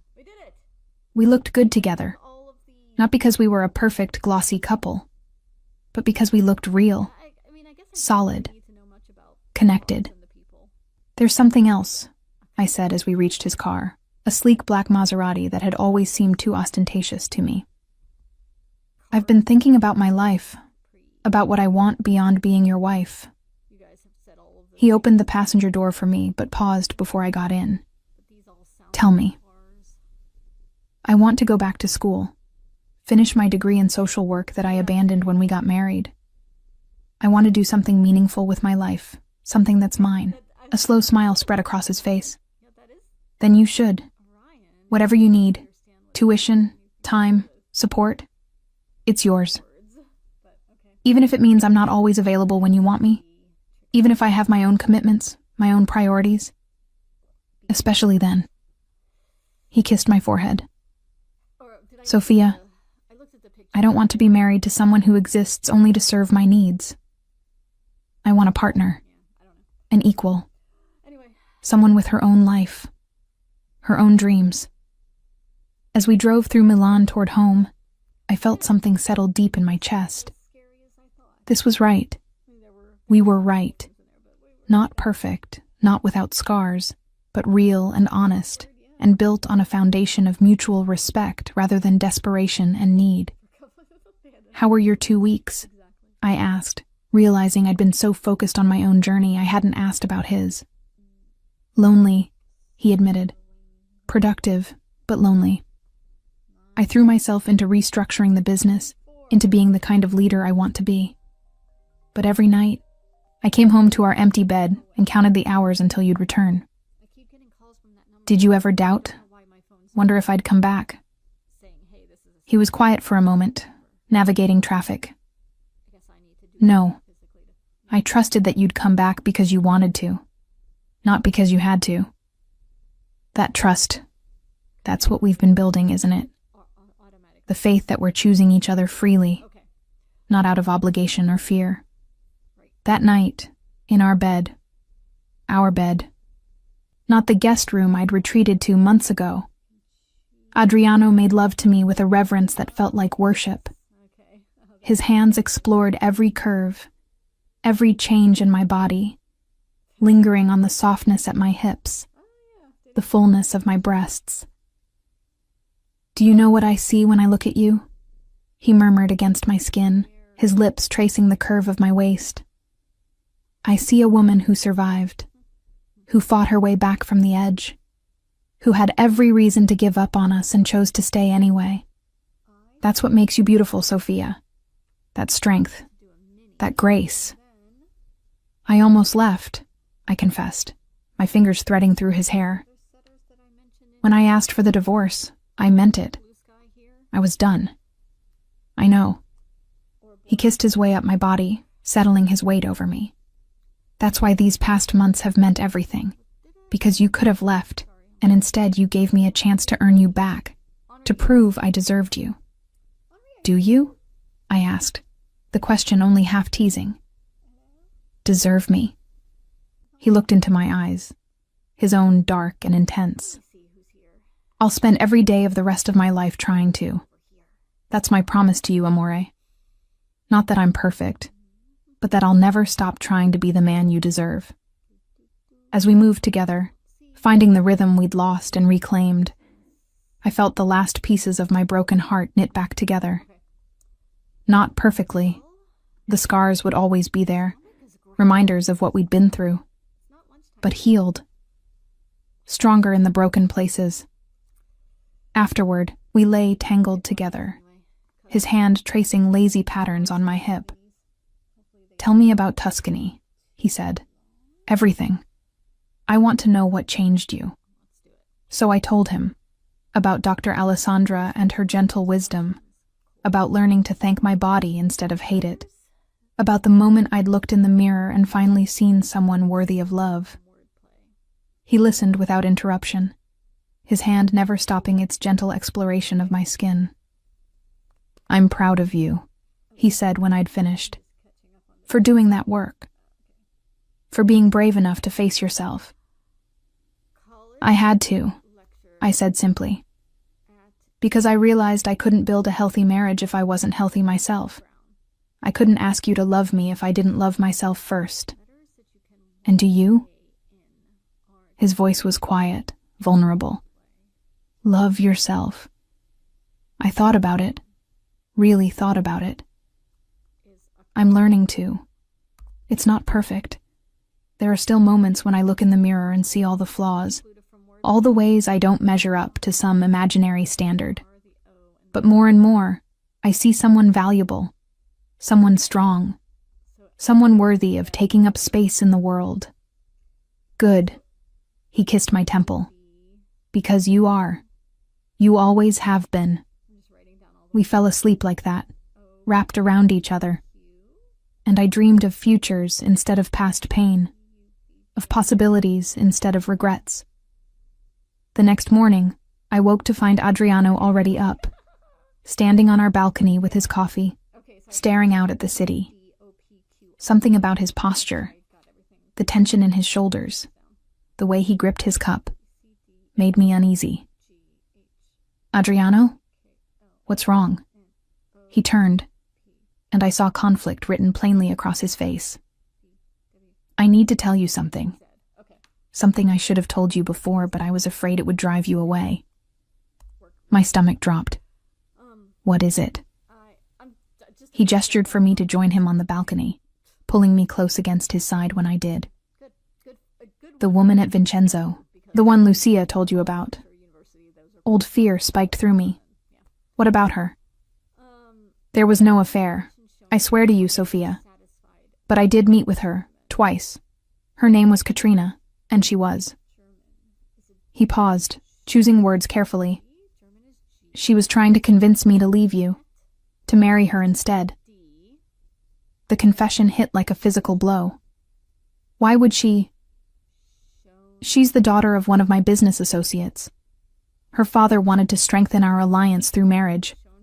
When you and I started having problems, when everyone could see how distant we'd become, she approached me, offered herself as a better option, a more suitable wife for someone in my position. And the word came out strangled, and I told her no, every time. I was cold to you, distant, but I never for a moment considered leaving you for her or anyone else. He turned me in his arms, forcing me to meet his gaze. I need you to understand this, Sophia. No matter how badly I was failing as a husband, no matter how broken we were, you were the only woman I wanted, the only one I could ever imagine spending my life with. Then why did Lucia's source say, because I was having dinner with her, trying to let her down diplomatically so her father wouldn't take it as an insult? The first dinner, I told her clearly I wasn't interested. The second, the one that happened right before you asked for a divorce, I told her in no uncertain terms that I would never leave my wife, that even if you divorced me, even if you left me, I would never marry anyone else. I pulled back, needing space to process. You should have told me. When all of this started, when we were rebuilding, you should have been honest about this. I know. I was afraid you wouldn't believe me, afraid you'd see it as just another betrayal. His hands clenched into fists at his sides. There's nothing going on with her, Sophia. There never was.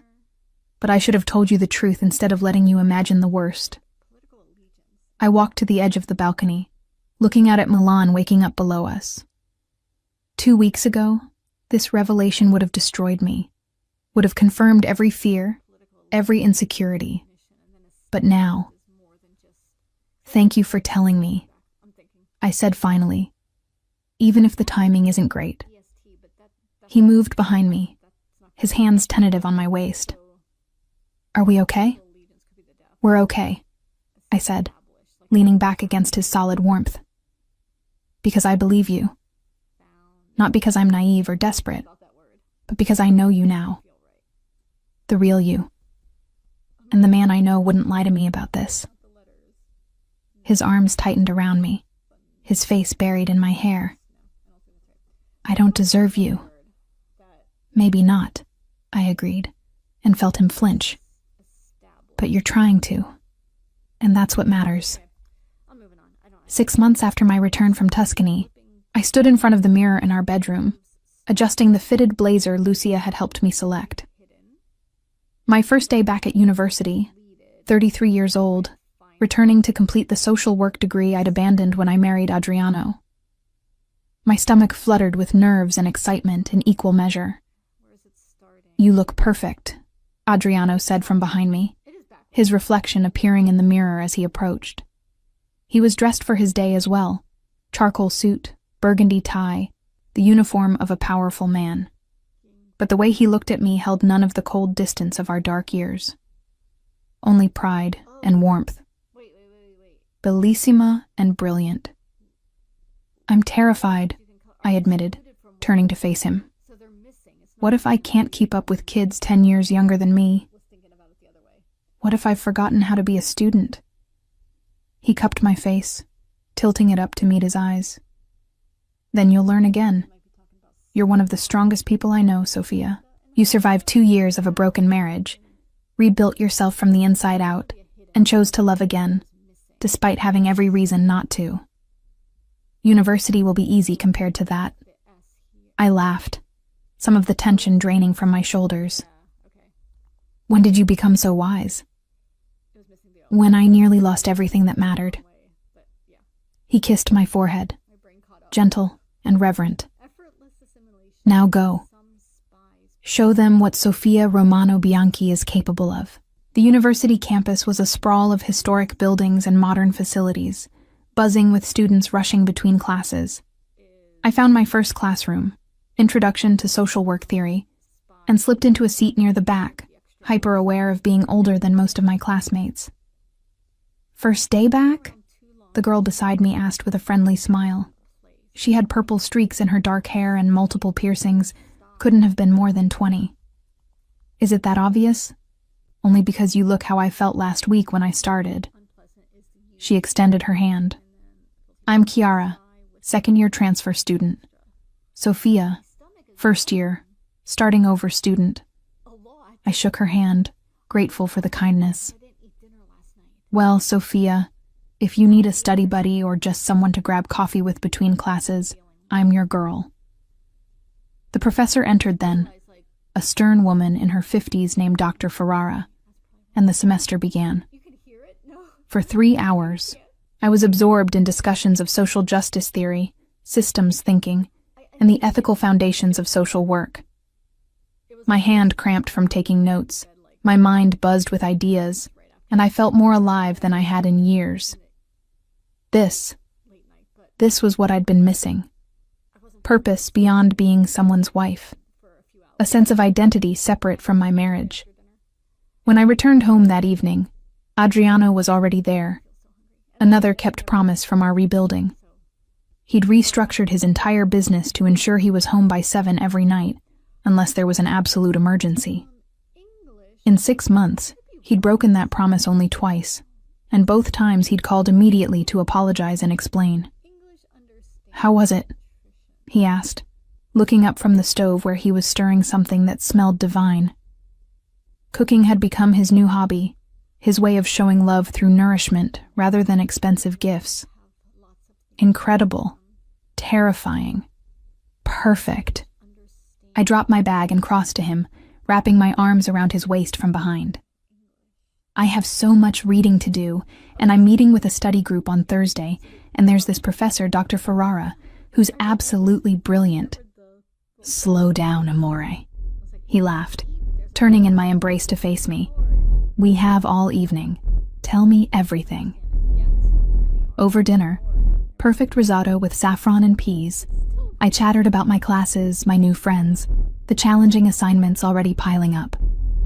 Adriano listened with genuine interest, asking questions that showed he was really hearing me, really caring about this new aspect of my life. "I'm proud of you," he said, as we cleaned up together, moving in the comfortable synchronicity we'd developed. "For having the courage to start over, to build something that's yours." "It wouldn't be possible without your support," I said, loading plates into the dishwasher. "The tuition, the flexibility, giving me the space to focus on school." "Sophia." He turned me to face him, his hands on my shoulders. "You don't need to thank me for supporting your dreams. That's what partners do. You've given me so much. Your forgiveness, your trust, a second chance I didn't deserve. This is the least I can do."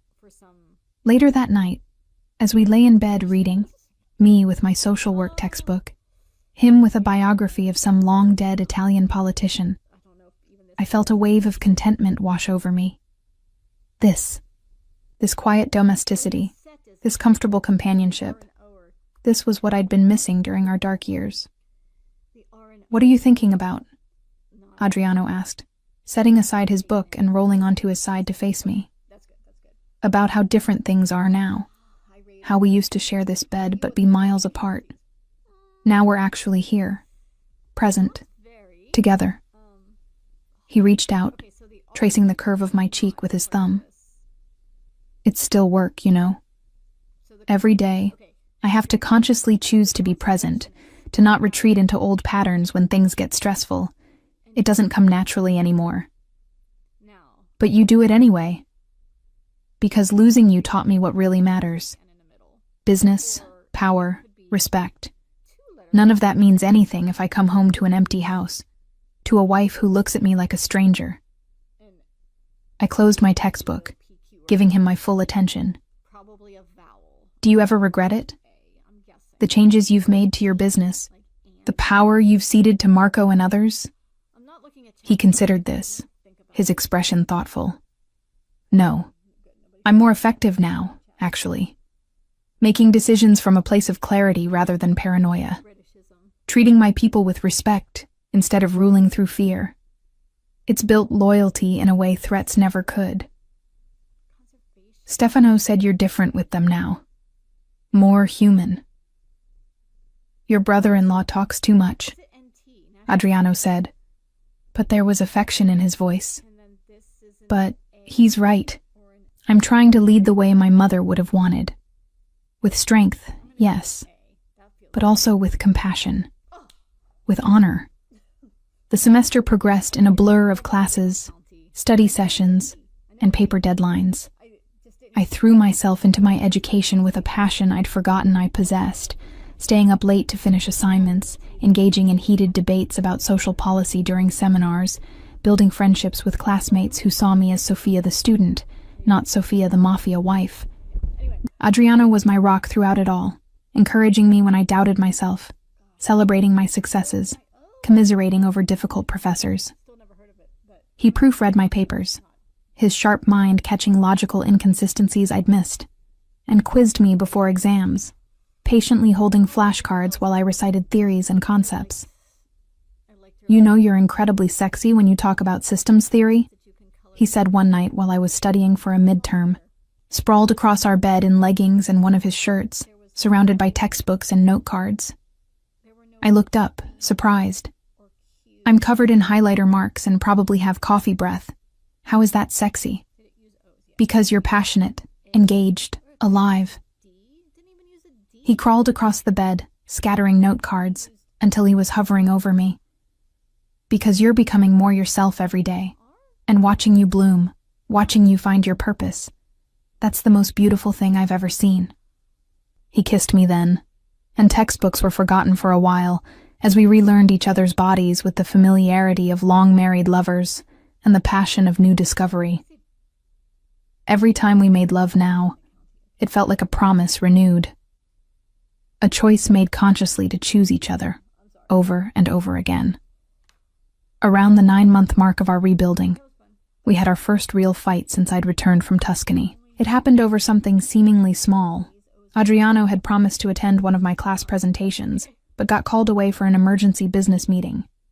He'd texted his apologies, but I'd stood in front of my classmates feeling his absence like a physical wound, all the old fears rushing back.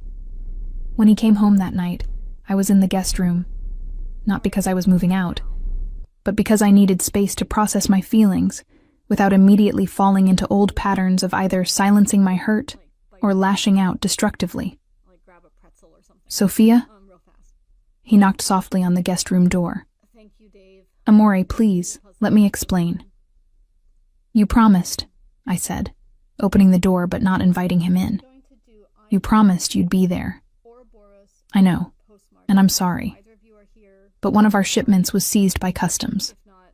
If I hadn't handled it personally, 3 of my men would be facing federal charges right now. The explanation was valid, reasonable, but it didn't erase the hurt. I stood there talking about community intervention strategies, and I kept looking at the door hoping you'd walk through. Like an idiot. Like the desperate wife I used to be. Something shifted in his expression. You're not an idiot. And being disappointed when someone breaks a promise doesn't make you desperate. But what about next time? And the time after that? How do I know that when push comes to shove, you won't always choose the business over me? Adriano leaned against the doorframe, his exhaustion suddenly visible. You don't.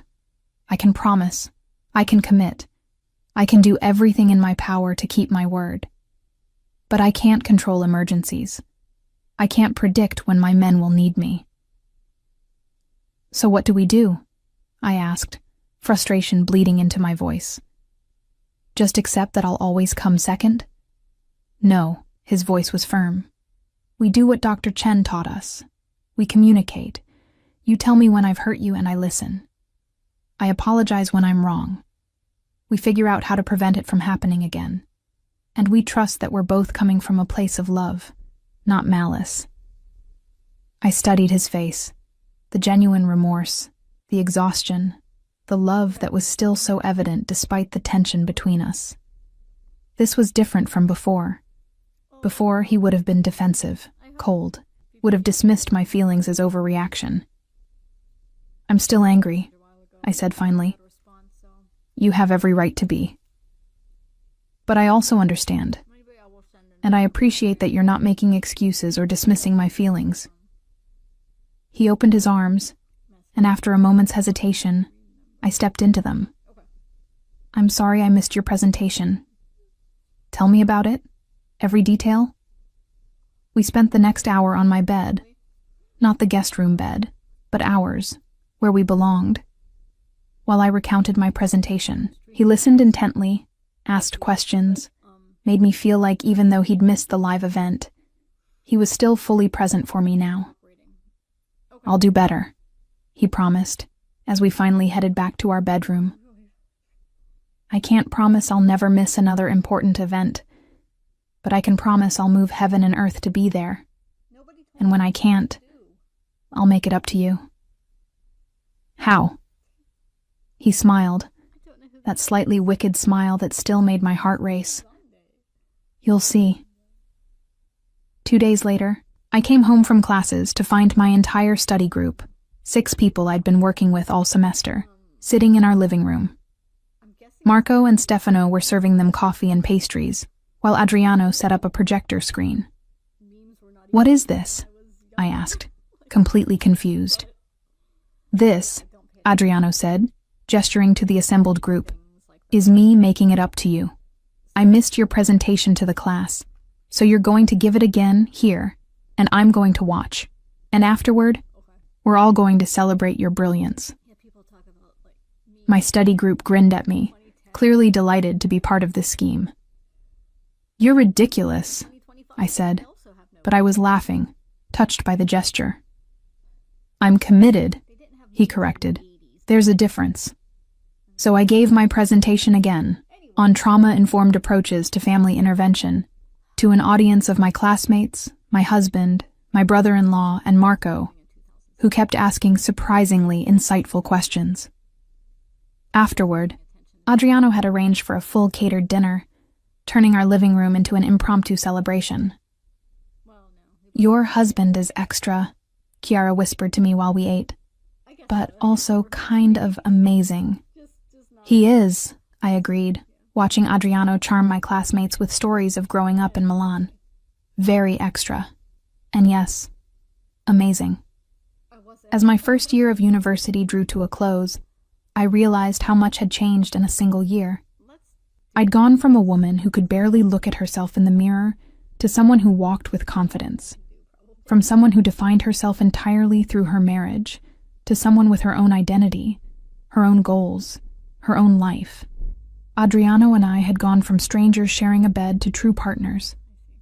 We still had arguments, healthy ones, where we expressed our feelings and worked through conflicts instead of letting them fester. We still had moments of doubt, flashes of old fears, but we faced them together, with honesty and commitment. On the night before my final exam, social work ethics, I couldn't sleep. I lay in bed staring at the ceiling, while Adriano slept peacefully beside me, and took stock of our journey. 2 years of misery. Months of painful rebuilding. A year of growth and change, and choosing each other daily. "You're thinking too loudly," Adriano murmured, his eyes still closed. "I can hear your brain whirring from here." "Sorry, I didn't mean to wake you." "I'm not really awake." He pulled me close, tucking me against his chest.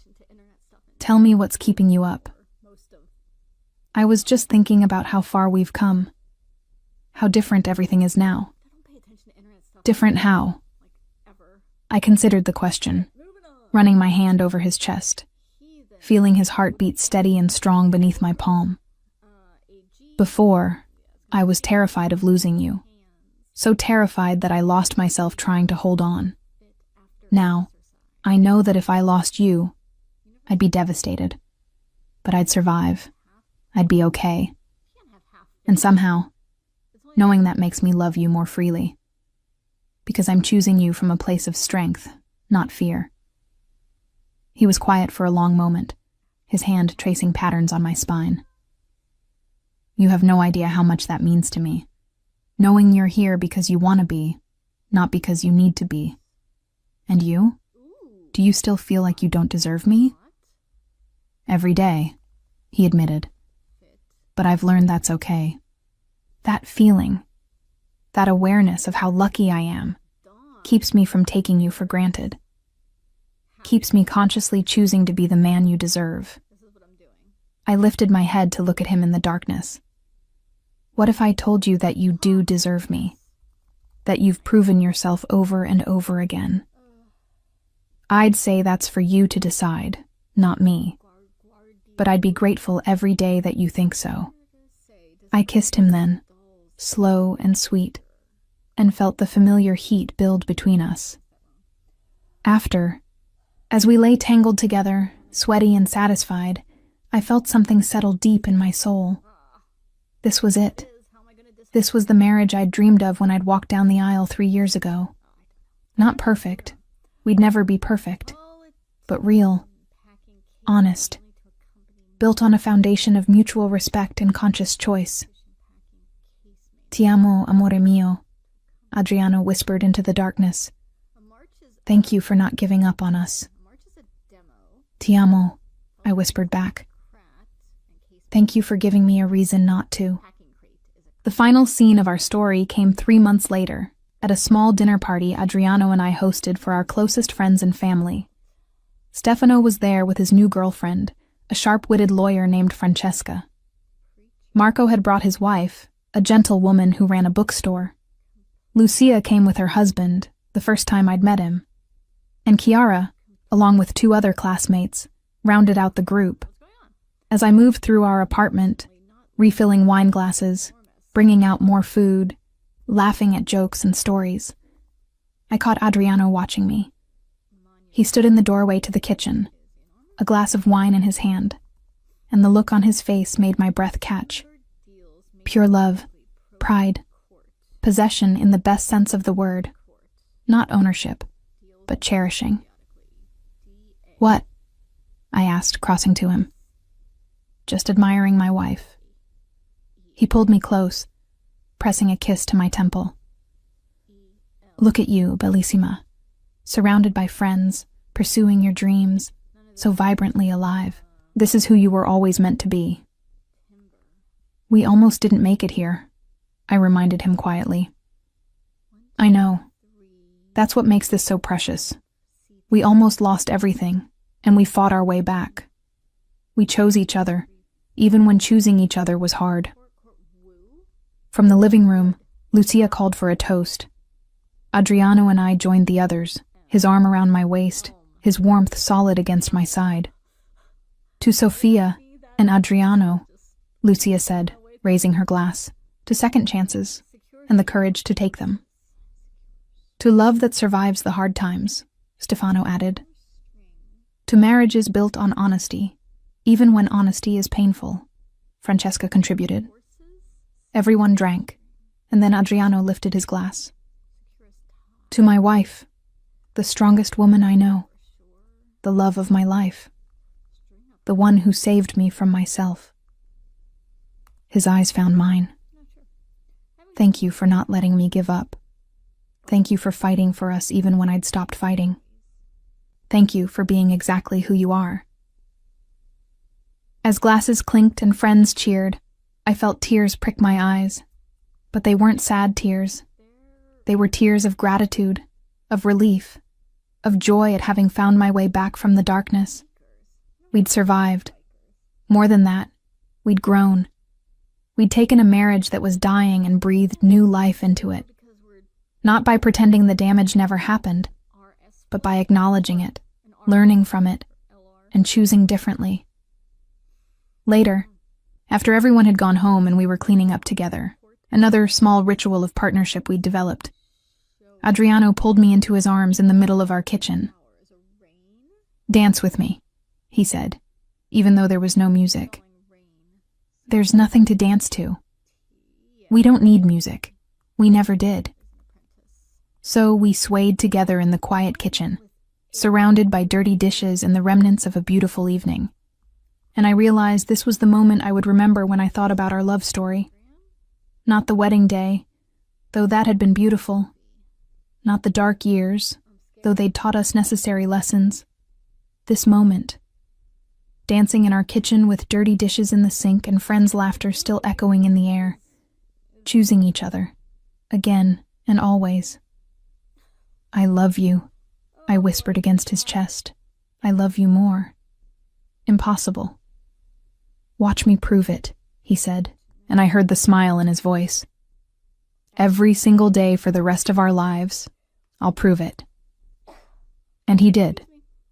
Not perfectly. We were human, after all, prone to mistakes and misunderstandings. But consistently, faithfully, with actions that matched his words, and words that honored the truth. We'd been given a second chance, and we didn't waste it. We built something better than what we'd had before. Something stronger, forged in the fires of pain and cooled in the waters of forgiveness. A marriage, a partnership, a love that had been tested and had survived. And that, in the end, was everything.